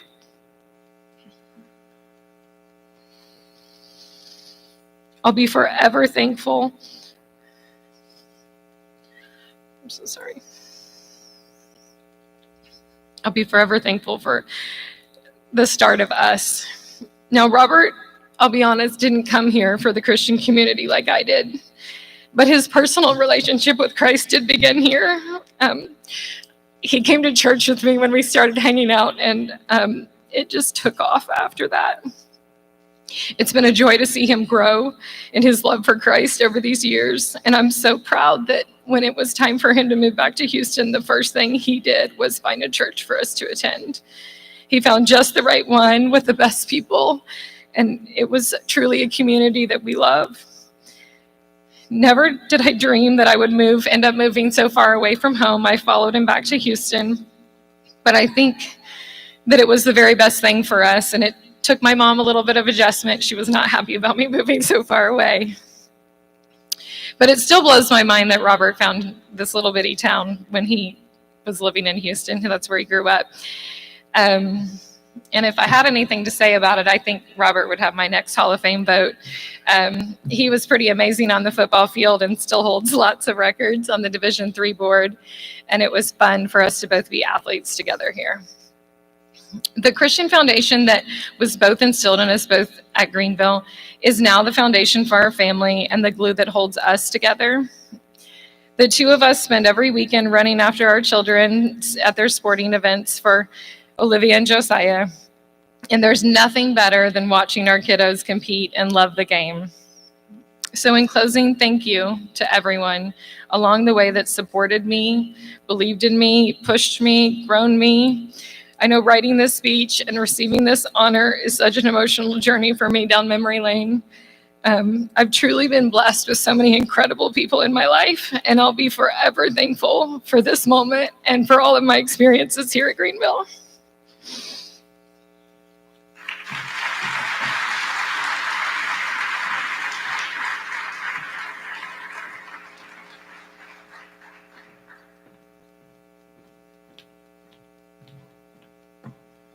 Thank you, Amy. Congratulations. Right, the 56th member to be inducted into the GU Athletic Hall of Fame is Jessica Dothager Koele from the class of 2010. Please turn your attention to the video board. Jessica Dothager Koele, a graduate of the class of 2010, enrolled at Greenville as a freshman in the fall of 2007 after graduating from Southwestern High School in Pearsall, Illinois, home of the Screeching Birds. With ties to Greenville through her mother's prior attendance and a family connection to the Free Methodist Church, she began considering Greenville after determining that she wanted to play college volleyball. She attended Panther Volleyball Academy and decided that she wanted to play at Greenville under the guidance of head coach Tom Ackerman. Her path to stardom did not take shape immediately, but her commitment to training, perseverance, and work would soon pay big dividends for the Lady Panthers. During her freshman year at Greenville, she was not a member of the team's travel roster and was a backup player, but Ackerman soon realized her great potential. After her freshman season, she was named the most improved player on the team. Between her freshman and sophomore years, she committed to the off-season training program and came back as a different player by the time her sophomore campaign began. Her sophomore season resulted in a second-team all-conference selection. When it was time for her junior season to begin, she had turned into a special player. After her junior and senior seasons, she ranked in the top 25 in NCAA Division III hitting percentage and was chosen as a member of the SLIAC All-Conference First Team. The conference coaches picked her as SLIAC Player of the Year after both seasons, and she became Greenville's first to receive that honor. And the final individual award is presented to the 2010 St. Louis Intercollegiate Athletic Conference Player of the Year. This individual finished second in the SLIAC with a .393 hitting percentage, was third in the over 3 kills per set and perfect blocks. The 2010 SLIAC Volleyball Player of the Year for the second consecutive year.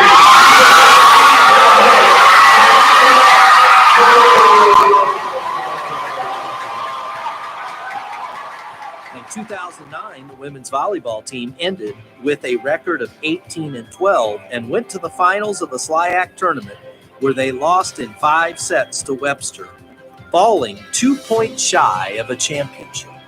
As a senior, she captained the team and led them to a record of 26-6, its first SLIAC regular season championship, first SLIAC tournament championship, and first appearance at the NCAA Division III National Tournament. In her final 3 seasons, she was a member of the SLIAC All-Academic team. As a junior and senior, she earned a spot on the American Volleyball Coaches Association Academic All-American list with a grade point average of 3.50. Following her senior season, Greenville's coaches chose her as the department's June Straw Award winner as its top female student athlete. At Greenville, she was named to the Dean's List and was selected to Who's Who among students in American colleges and universities. After graduating, she married Jason, who she met at the end of her sophomore year of college.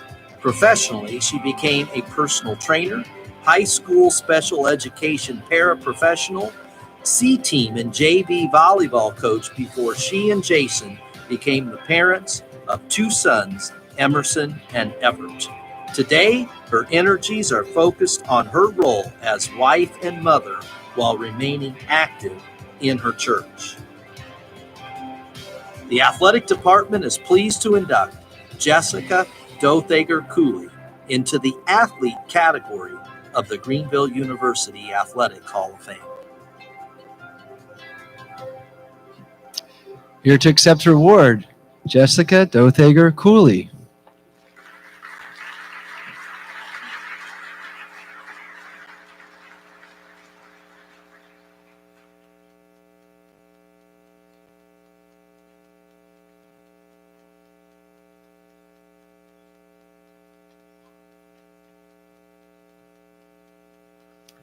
Wow, thank you. I'm going to take you back to August of 2007.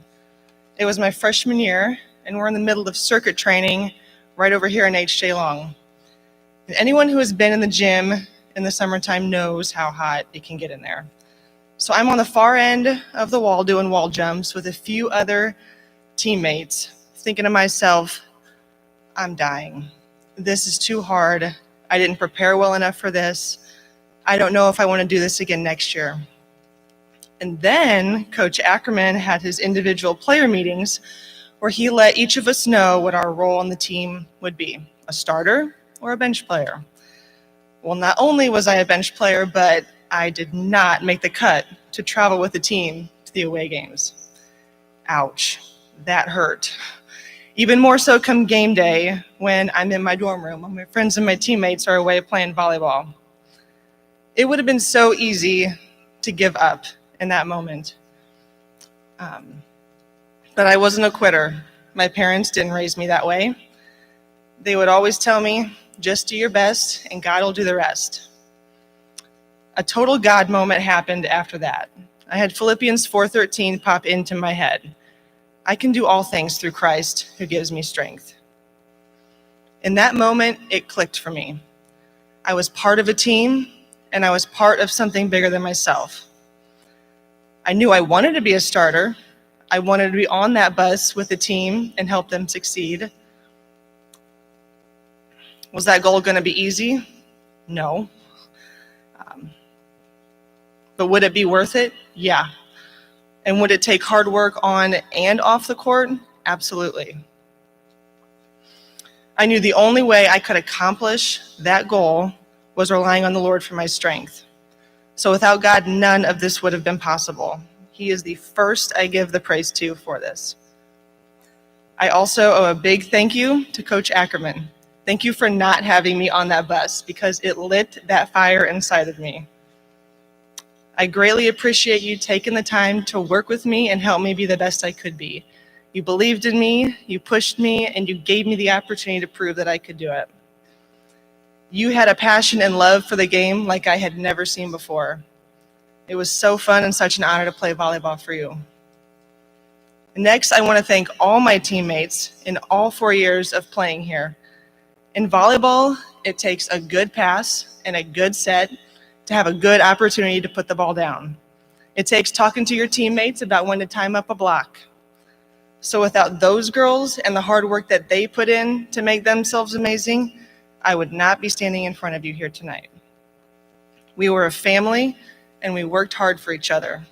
And we had a saying that went, we do it because we love each other. I also want to thanks to my parents. My mom told me that when I tried volleyball in 3rd grade, I didn't want to keep playing, probably because I didn't really know how to play the game, and it wasn't something I was naturally good at. Well, thank goodness you two both kept me in it and for encouraging me throughout all those years. You both were my #1 fans and someone I always wanted in the stands cheering us on. And last, thank you then, Greenville College, and now Greenville University, for the continued support of collegiate athletics and for making my experience possible, as well as for other athletes in the past, present, and in the years to come. It's such an honor to receive this, but even more so to see how my faith and trust in the Lord grew in those 4 years of being here and has helped me in other times after that, and even now as I encourage my boys as they grow up. I'm so grateful and blessed for all those along the way who have helped make this possible. Thank you.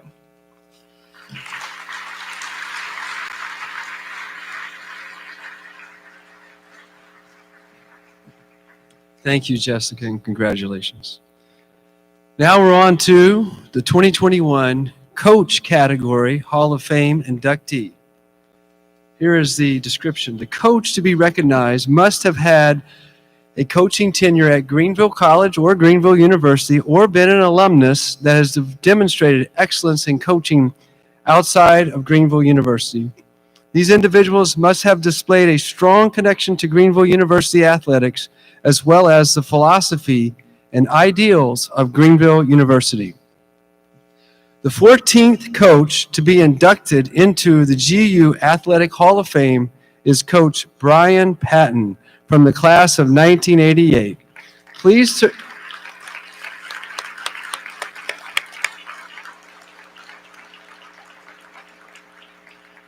turn your attention to the video screen. Brian Patton, Greenville University's cross-country and track and field coach, began his coaching career at Greenville in 1994. The son of Whitey and Linda Patton and a proud resident of Hillsboro, Illinois, Brian attended Greenville from 1984 to 1988 and participated in 3 collegiate sports: basketball, soccer, and track and field. While playing basketball for head coach Jack Traeger, Brian set the school's record in assists and steals.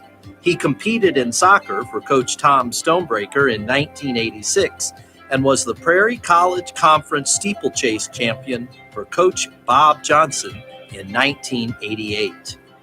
After graduating with a bachelor's degree in accounting, Brian became the personal aide for Donald Dell, the influential founder of ProServe Sports Marketing.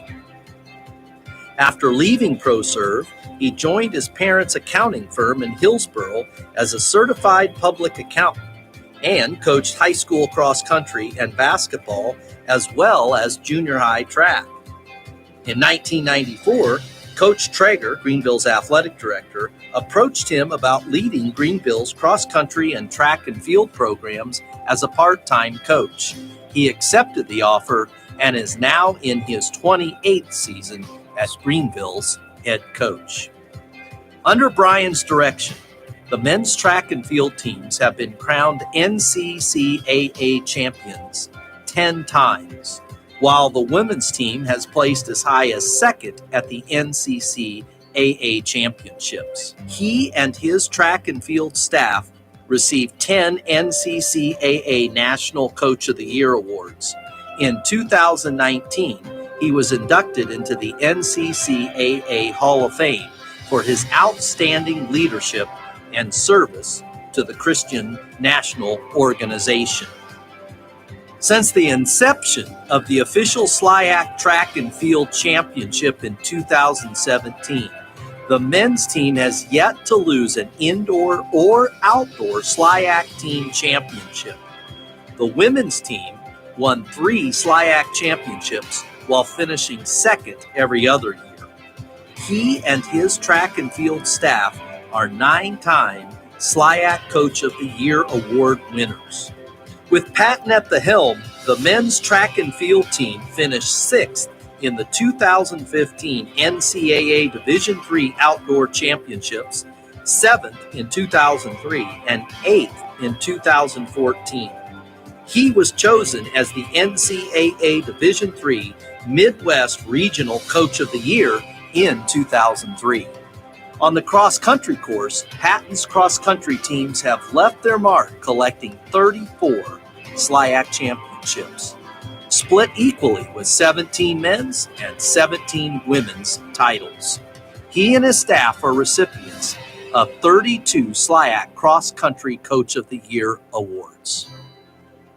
Combined between track and field and cross-country, he has mentored hundreds of academic All-Americans, over 450 all-conference award winners, 162 NCAA Division III national qualifiers, 75 NCAA Division III All-Americans, which includes 4 relay teams and 6 individual NCAA Division III national champions. Patton began his career as a student athlete at Greenville, assisting his basketball teammates. His career assistant record stood for 30 years. He has continued at Greenville and that tradition by assisting members of his teams athletically, academically, emotionally, and spiritually. Brian and his better half, Heather, have 2 sons, Elijah and Koele. The athletic department is pleased to induct Coach Brian Patton into the coach category of the Greenville University Athletic Hall of Fame.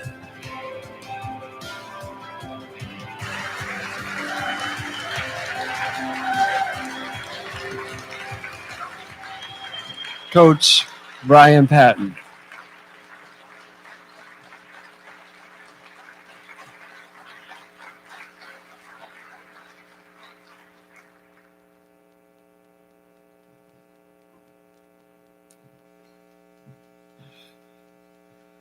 Thank you to the gentleman who put the duct tape on this light that Cole broke off. I needed it. I noticed that the video focused a lot on my coaching career, and the plaque seems to be the same. BJ, was there a mistake? I thought I was going in as an athlete. I do have my statistics sheets up in my office if we could get those afterwards for the committee. Maybe we could do this again. BJ, Janice, the group, like BJ Schneck, his life has been miserable for a while with all the work that he has to do. I even see that he's got his son working tonight to try to pull things off. So BJ, Janice, etc., thank you very much. Whenever I told my sister that I was being inducted into the Hall of Fame, she said, "You know what that means, don't you?" "No, what?" "You're getting old." Now, I've had a lot of friends who've had problems with siblings. I've had a lot of teammates who've had problems with siblings. But I have been blessed. My sister has been my best cheerleader all of my life. To God be the glory.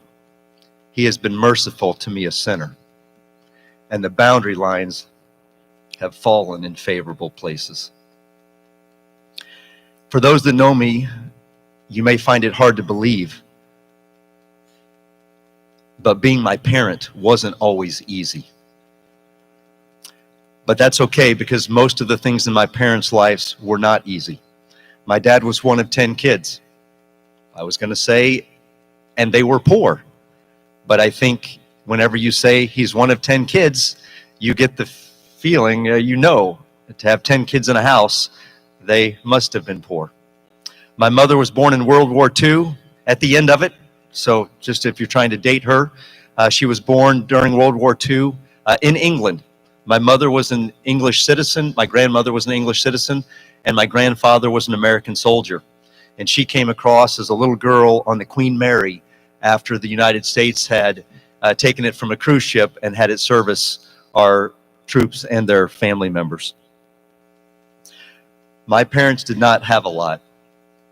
And they set out in their life to provide for my sister and I opportunities and things that they did not get to experience. And I am very grateful for them. They are the two of the hardest working people that I know. To God be the glory. The Lord has been merciful to me, and the boundary lines have fallen in favorable places. I am thankful for Doug Faulkner, who for 15 years as the athletic director had my back at all times. And he saw a vision for track and for cross country long before all the other schools around us. And he handed off the baton to Coach Ackerman, who trusted in me and had us move forward together. You know, Coach Ackerman has a green team and a red team. The green team is whenever he has ideas or they have ideas, they come forward and they say, that's a great idea. You should do that, and here's why you should do that. Well, he also has a red team. And that team tells him all the reasons why maybe he shouldn't do that thing. And I have been honored. He has named me captain of his red team.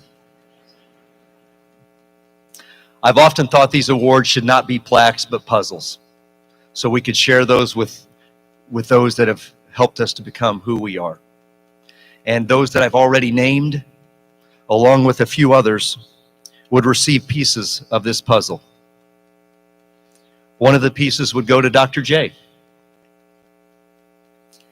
I dare say he was and is a great role model, and Dr. J in the same sentence, because I think that his wife and his boys might cringe. But I learned from Dr. J to eat chocolate shakes at every breakfast and to ask the server for the metal container to get any of the extra that was there. I always cringed because he would do that at the national meets, and so Bryce and Brandon, whoever was there, Dr. J, we'd be at IHOP, and Dr. J's ordering a cheeseburger and a chocolate milkshake as we started breakfast. But really, Dr. J, you held your ground. You did not compromise, and you were able to get people respected you whether they agreed with you or not. You could get your point across without ticking people off. I, on the other hand, seem to not be able to get my point across without ticking somebody off. If this award were a puzzle, I would give a piece to my pastor, Matt Ferguson, who has challenged me over all these years with the one question: if God were giving out these Coach of the Year awards, would you still have received it? Probably not. I know at least I would have earned a lot less of them. If this award were a puzzle, a piece would go to the 35 coaches who have assisted us over the last 27 years. 22 who competed for us and came back to help us. If this award were a puzzle, it would go, of course, to the student athletes who've helped us achieve the things that we have achieved. Student athletes who took ownership, many who took ownership, and others who had to figure out what ownership was while they were here. But they let us be a part of that transforming process. If this award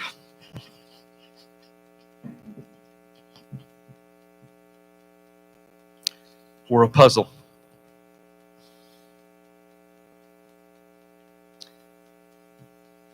"27 years ago, I got a random phone call, but God ordained. And that relationship That phone call became a relationship that has lasted most of my adult life. And I need to introduce you to a man who has sacrificed more for our program than anyone else. For nearly 25 years, he was our head throws coach. And Tom and I would joke that during his time here, he was the dad and I was the mom of the program, as we would try to decide what to do with certain student athletes. Tom, we can remember the long rides, the watching the sunrise coming back from Emporia or for North Central from those last chance meets. When we first got the program and we had 18 student athletes, and we could fit us almost in one school 15-passenger van, hoping, wishing, maybe one day could we finish in the top 4 at Christian Nationals. Staying up way too late trying to count scores before a meet started to see if we had a chance to win.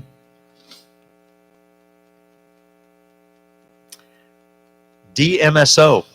I don't know if anyone knows those initials, but DMSO is some kind of a chemical that you can only get at a vet. And what I know about DMSO is Coach Tom uses it, but then he introduced it to the throwers, and supposedly it's got some miraculous healing power. What I know is as soon as you touch it, you can taste the garlic in your mouth somehow, even you just put it on your finger. Tom, you have taught me a lot. And we've had a lot of good times, and we've had a lot of hard times. But thank you. To God be the glory. He has been merciful to us, and the boundary lines have fallen in favorable places. Tom, thank you.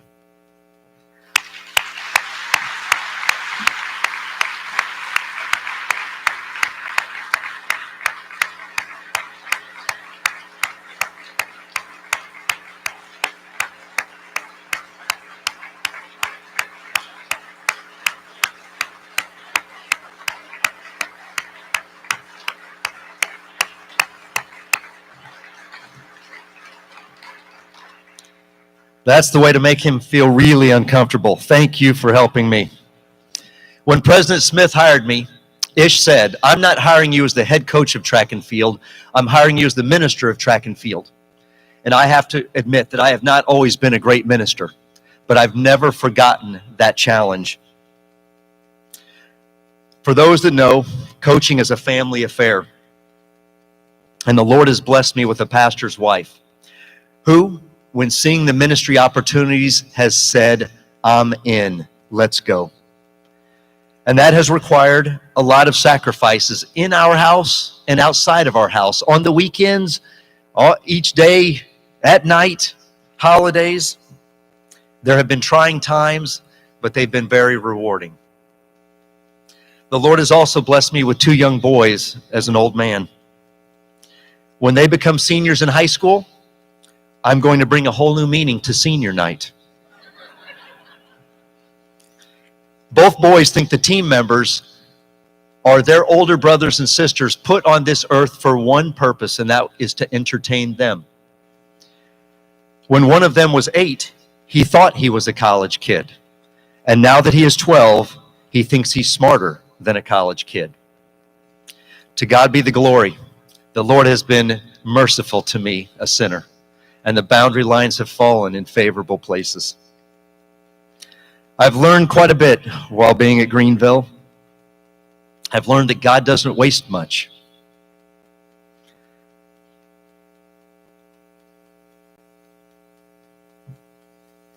I have learned that excuses only satisfy those who make them. I have learned that you can't fly with the eagles if you hoot with the owls. I've learned that practice is the easiest time of the day. I have learned not to take a team or my family to a hotel when you call to make the reservations and the owner says, "I'm sorry, sir, we're not that kind of a hotel. We don't take reservations." And I said, "We have to book a room. Everything is booked." And he said, "Okay, but do not give your credit card to anyone else but me." We stayed in that hotel, and I didn't know what he meant until we got there, and one of our rooms slept 12. That is a true story. I learned not to put the motor on the front of a boat. I learned to compete for a good time and for a good time. We wanted to get better, but we wanted to have fun while we did it. At one point, Gerard Renford, Edgar Townsend, and Destiny Coleman were three very good hurdlers that were on the team at the same time. We went to a last chance meet at Central College. And both Gerard and Destiny got hurt in the hurdle race where they got banged up on a hurdle. And so I was doing my best imitation of being a trainer afterwards. And so I worked on Destiny's knee first. And I noticed in the medicine kit, there was a bottle of iodine.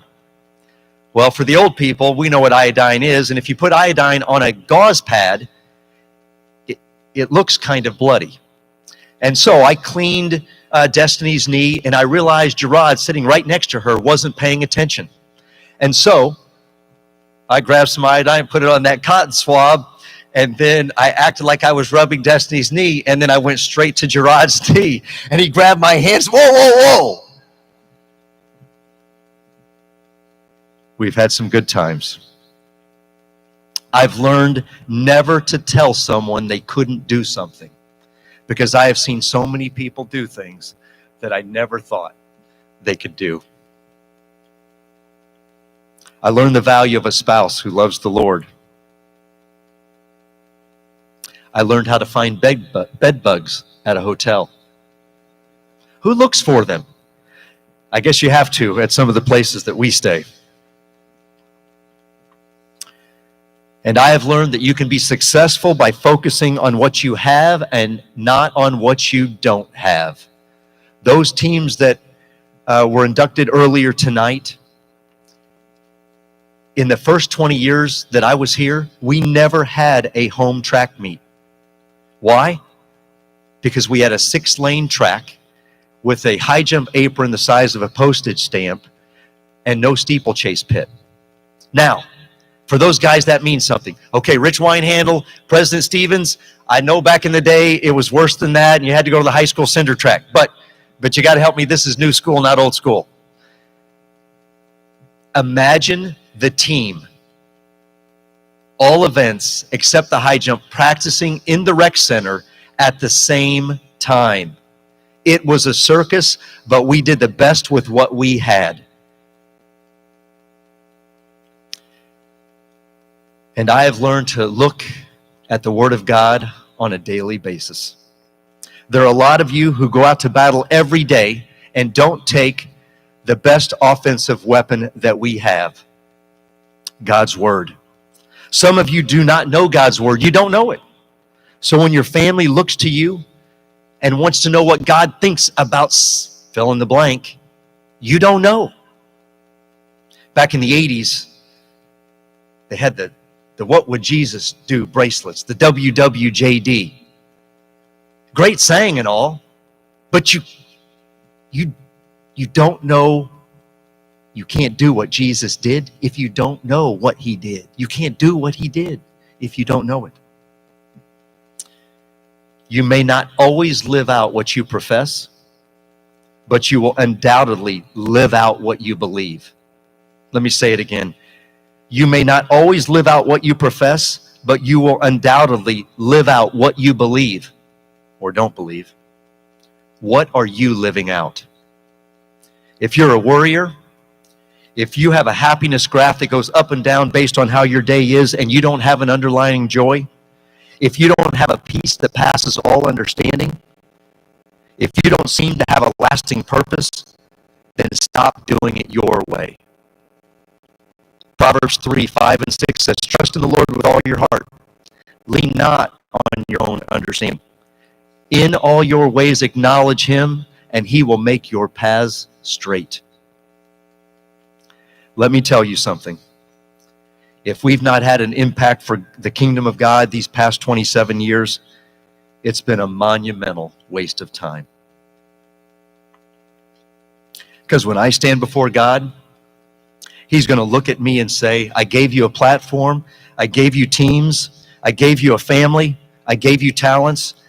Have you returned anything for the kingdom? And if the answer is yes, we'll hear a well done. If the answer is no, it was a monumental waste of time. I will be judged by one thing and one thing only, as well as my family, the impact I have had for the kingdom of God. Nothing else. Listen, track and field is a great sport, but it's a lousy God. Football, volleyball, basketball, great games, but lousy gods. If we were doing your eulogy, gathered with your friends and family, and we asked them to come to the stage and to talk about you, how long would they talk before they talked about your passion for Jesus? Or would they even mention it at all? If my boys put me in the ground and say, he was a hard worker, he was a successful coach, he played with us, and that's all they've got to say, I failed them.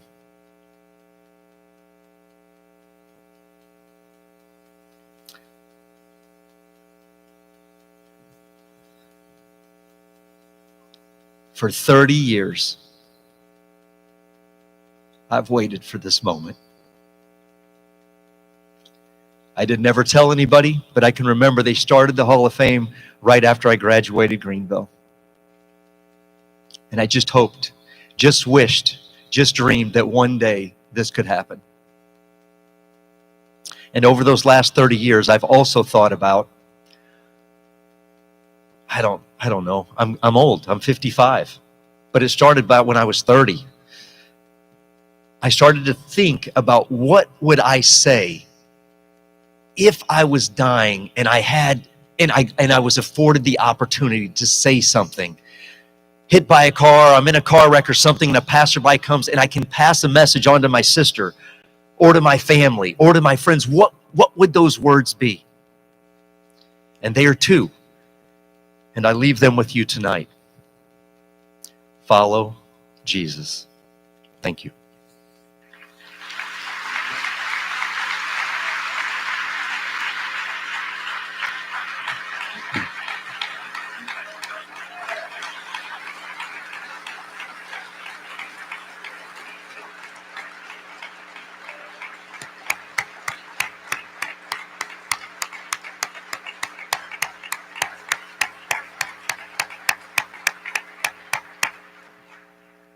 Thank you, Brian, and congratulations. It's now time to pay tribute to a man who has served Greenville University so faithfully for more than 60 years and that we've lost recently.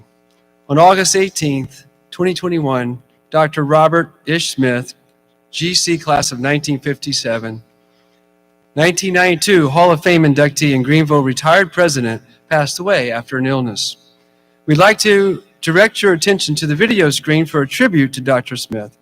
And following the video, I'd like to invite our newly minted president, Suzanne Davis, class of 2000, to address the banquet about how Greenville University plans to honor the life and legacy of Coach Smith. President Davis will also discuss future plans for the John M. Straw Athletic Complex. Dr. Robert Earl Ish Smith, a member of the Greenville University Athletic Hall of Fame and retired Greenville president, passed away at the age of 85 on August 18th. The son of Robert Archie and Lily Snow Smith was born May 15, 1936 in Dallas, Texas. Ish grew up in Dallas before transferring to Central Academy in McPherson, Kansas. He enrolled at Central College in McPherson and transferred to Greenville College. He was a 1957 GC graduate. He completed a master's degree from Southern Illinois University and a doctorate degree from Florida State University.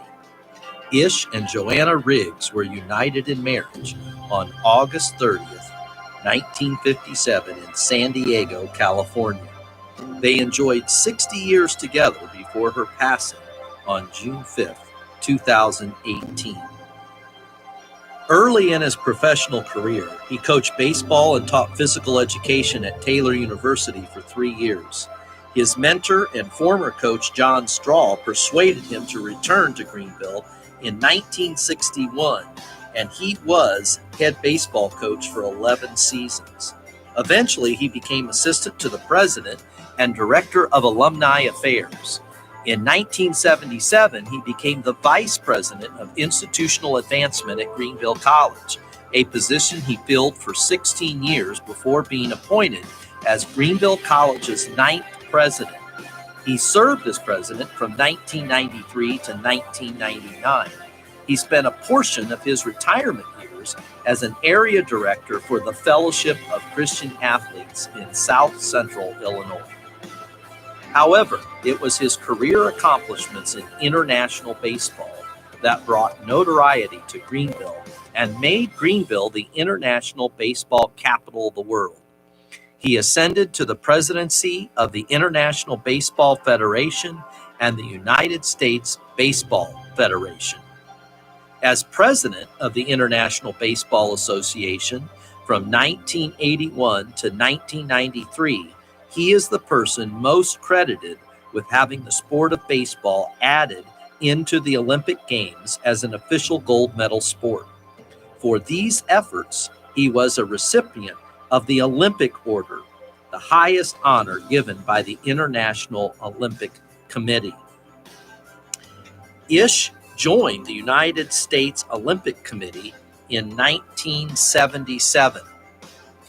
During Dr. Smith's time as international leader of amateur baseball, he coordinated world baseball tournaments, continued to serve on the United States Olympic Committee until 1990, and directed the baseball competitions at the Olympic Games.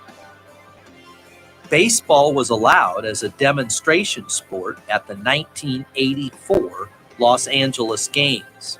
It was added as an official sport for the Barcelona Games, and Smith oversaw the winning of the first ever gold medal for baseball in 1992.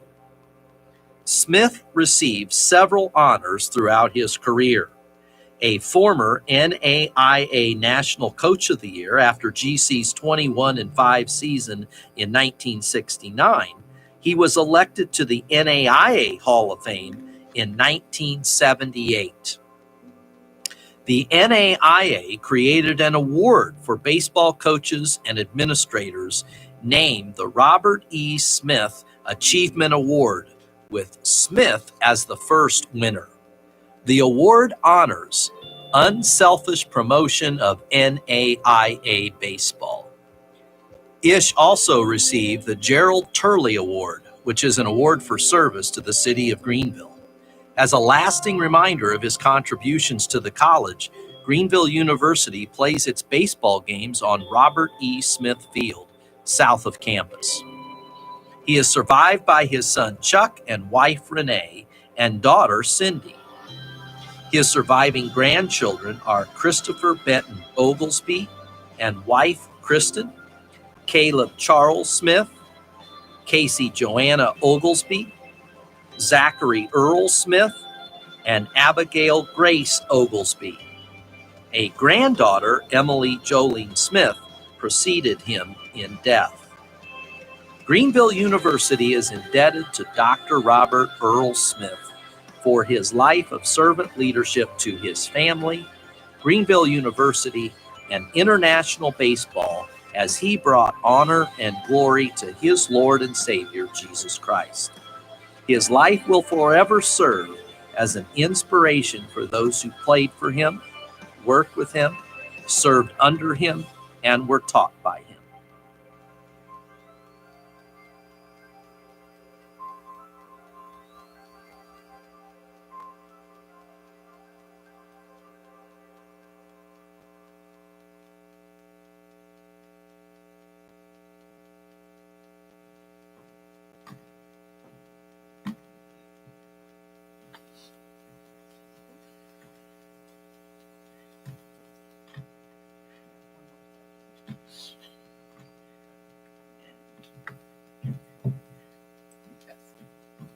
So Koele in the rear view mirror. I wish I wouldn't have played in the alumni volleyball game this morning. However, when I was leaving the football field in crutches today, one of the students said, "Hey, no regrets, Prez. Way to go after it, way to go for it." And I thought to myself, hey, I'm going to the Athletic Hall of Fame banquet tonight, and that's what we do. We go after it. It may not make sense, but it was an amazing set by Hannah Groves. And in my mind, everything worked together to hit the ball. But as it turns out, my body wasn't along with it. I am just pleased to be here in the presence of so many Greenville greats. Those of you who have competed here at Greenville, and as Coach P has said, it really is much more than just athletics. It's about Christian character and service, and we have quite a legacy of Christian men and women who have come before us, who have done such amazing things, like Ish Smith. Who would have thought that he would have a conversation with Fidel Castro about his candidacy for being the commissioner of Olympic baseball? I mean, these are crazy things. That he would have just met so many people and traveled to so many countries and done such amazing things. And I'm here to tell you about a project that would be done in Ish's honor, a Hall of Fame space that we talked about several years ago. But it was really important to Ish, and you should know this, that it not just honor him. He wanted to make sure that all of the Christian leaders in this room and beyond these walls that have gone before, he wanted to make sure that they were honored. Of course, if we were to display some of his memorabilia, whether it's baseball or other things, he wanted to make sure that all of you knew it wasn't about him, that it was about all that Greenville University athletics produces in the lives of their student athletes, not just on the field or on the court, but all of the things you've heard about here tonight that are the intangibles off the court or off the field or off the track. It's amazing that I've gotten to follow Coach P and Coach Tom. When I came as a student, I wasn't the epitome of character and service. In fact, I was pretty angry at things. I was dealing with the loss of some family members due to a genetic disease, actually one that kind of gives rise to my injury here today. But I was traveling to Barnes Jewish Hospital every night to see my brother in intensive care. He died 9 months later. And there were people on this campus that chose to care. Some of those people are here in this room. Coach P, for one, cared even when I was an angry athlete. I'll never forget a time when Coach P had come over.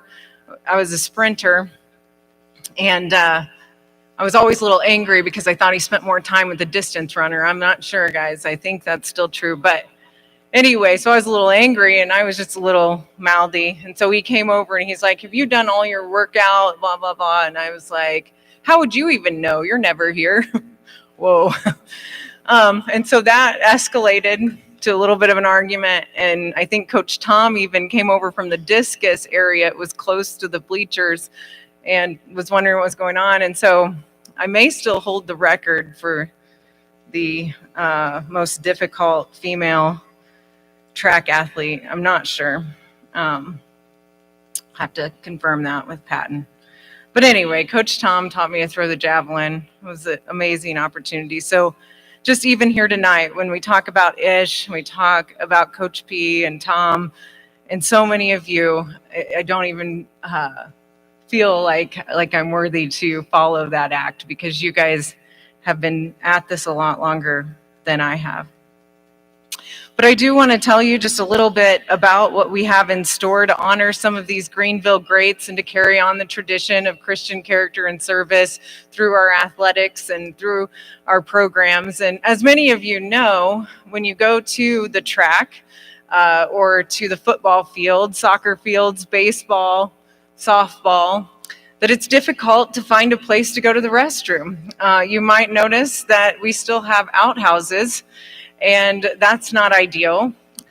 You might realize that there's not a great place always to view all of those sports, and even that the bleachers could use some repair. Because of that, actually, the student body had made a request through their student senate that we look at this, but it wasn't just that. We actually had already started looking into this because of the coaches' needs and, of course, the accessibility and liability of some of the facilities. And we wanted to take advantage of the city's investment in infrastructure that would allow a building to be built that had plumbing, which would be nice. And we also wanted to honor Ish's legacy of Christian leadership in sports. And so we were looking at how might all of these things interconnect. And then to also honor Dr. Rich Stevens, who had the idea for football here at Greenville College at the time, now Greenville University.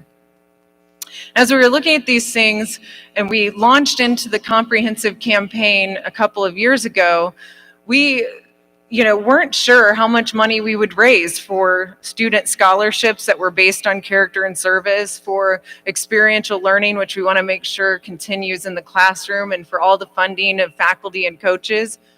But I'm here to tell you that everybody thought that we wouldn't be able to raise $30 million when we set the goal at $30 million 2 years ago. Well, I'm here to tell you that even in the silent phase, before you actually announce the campaign publicly, we have raised $27 million in the last 2 years. Yeah, you can clap. That's amazing. It's amazing, the support. So because of that success, we now want to announce the launch into a capital portion of the campaign that will push the campaign total dollar amount above that 30 million, because we are confident that we can do that in the next 3 years, which is what we have for the campaign. And so what we will be focusing on next is a $3 to $3.5 million building that will be the Rich Stevens and Ish Smith Hall of Fame and Fieldhouse area out at the track, football, baseball, soccer fields that will have all of the amenities that I talked about: bathrooms, concessions, bleachers, locker rooms, coaches' offices. And then there will be walkways to overlook the fields and a showcase event space where the doors will open up to have both indoor and outdoor events that we can host all of you at when you return for homecoming and, of course, for other events. We will showcase Ish's memorabilia, but we also have other donors of memorabilia coming to the table. We'll rotate through other Christian leaders. For example, Nevco, Mary Gail Nevinger, actually has one of the first scoreboards that ever existed in a gym, in a high school gym, because they used to argue over the officials' clock. So they just went ahead and put it on the wall. And that happened here in Greenville, Illinois, that they started that. And so we will display all sorts of things because that is what Ish wanted us to do. And so we want to also, alongside that $3.5 million, and actually a couple million that if we get the interest to add turf fields, so $5.5 million, we want to match with student scholarships, because every student receives some sort of a scholarship. Of course, not for athletics specifically, but many of our student athletes are the ones receiving these major awards for character and service. And so we want to make sure that that is also subsidized. And so it will be matched by another $5.5 million, taking that total to an $11 million campaign that we want you all to help support in this phase 1 of the athletics project. I think you can see on the screens, because I'm seeing a few people distracted by it. I hope you can see that there are pictures of this facility and that you can see how it would look, at least the concept drawings. And you can also see that in your brochures tonight, and you can read about these initiatives. Should this first phase go well, which we anticipate it will, in fact, we already have a group of donors who are ready to match dollar for dollar their $1.7 million commitment. And so they are ready to get that going because we would like to put a shovel in the ground at May commencement. Our students have waited long enough for indoor plumbing out at the field house and at the fields and tracks. And so we really would like to see that happen. So we are counting on all of you to help match that dollar for dollar 50% investment towards the facility. And we think that we'll get significant traction on this phase 1 of the athletic capital campaign.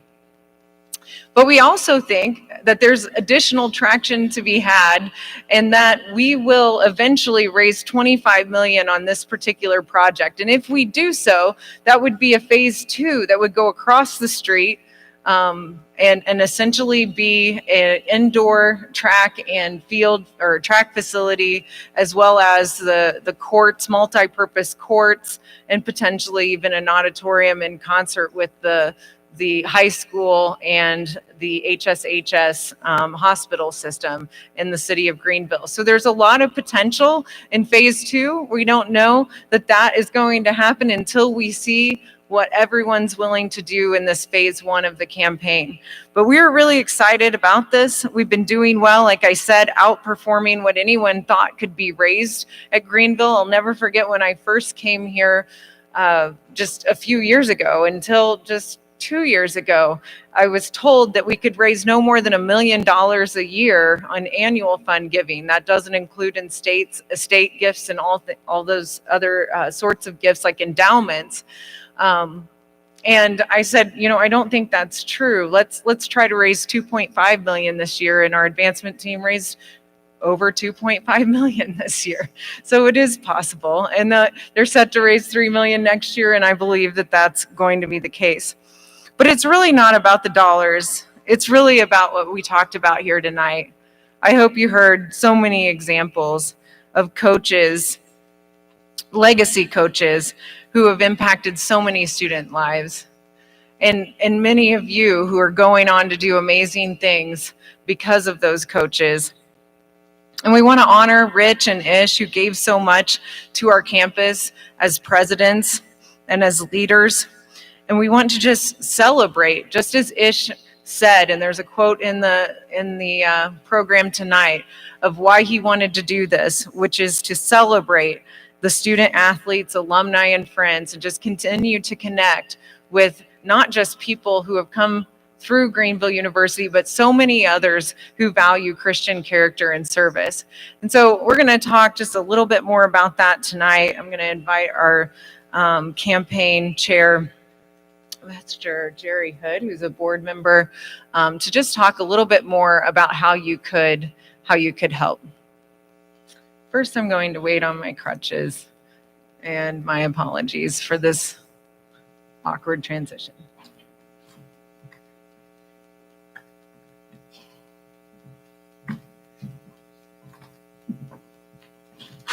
Thank you, President Davis. At this time, I'd like to invite a member of our Board of Trustees, Jerry Hood, class of 1982, and he'd like to speak to you about how you can be a part of the exciting future plans that Greenville has for our athletic facilities.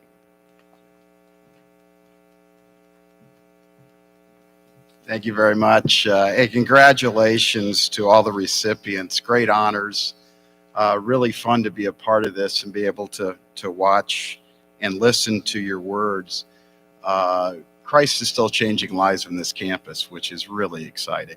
And so real pleased to hear that. I have been on the board for 18 years and have given an awful lot of time and my funds to this institution because it changed my life back in the 80s. And so I just want you, there's an envelope at your table. There's really a nice kind of part of the brochure you have on your table that talks about the project in total. Unfortunately, you can't see it because it's too dark in here. But there's an envelope that gives you an opportunity to participate in this project. And And I really want you to focus specifically on the $3.5 million project that we'd like to get started in May.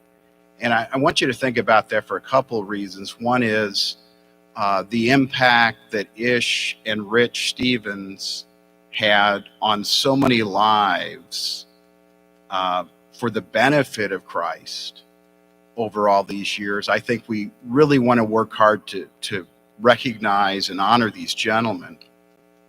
And then the second thing is we ask our students and student athletes especially to live lives of character and service, and yet we have them use porta potties.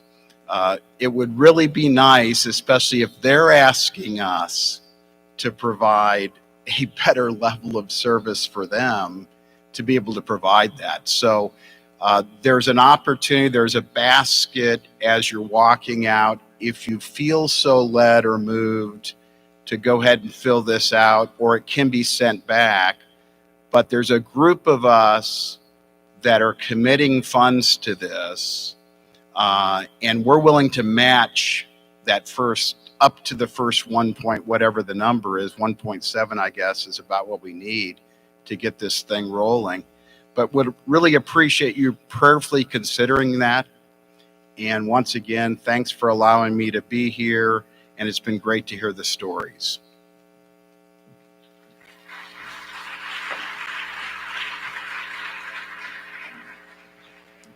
Thank you, Jerry. Now to close our evening, Director of Athletic Advancement, Johnny Garvillo, will give us a benediction, followed by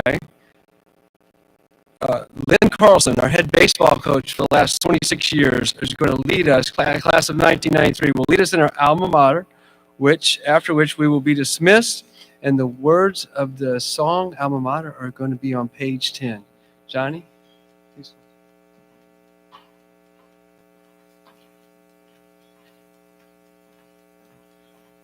Reverend Billy Graham said, coaches impact more lives in 1 year than the average person does in a lifetime.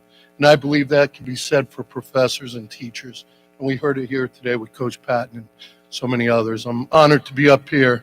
There are a number of things that came to my mind listening.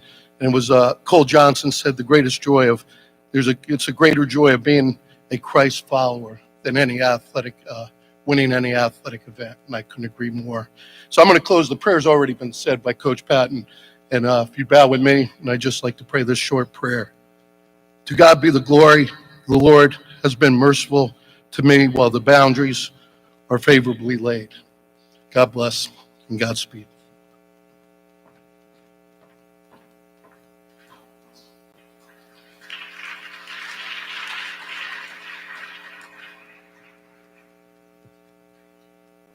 All right, now the moment you've all been waiting for, right?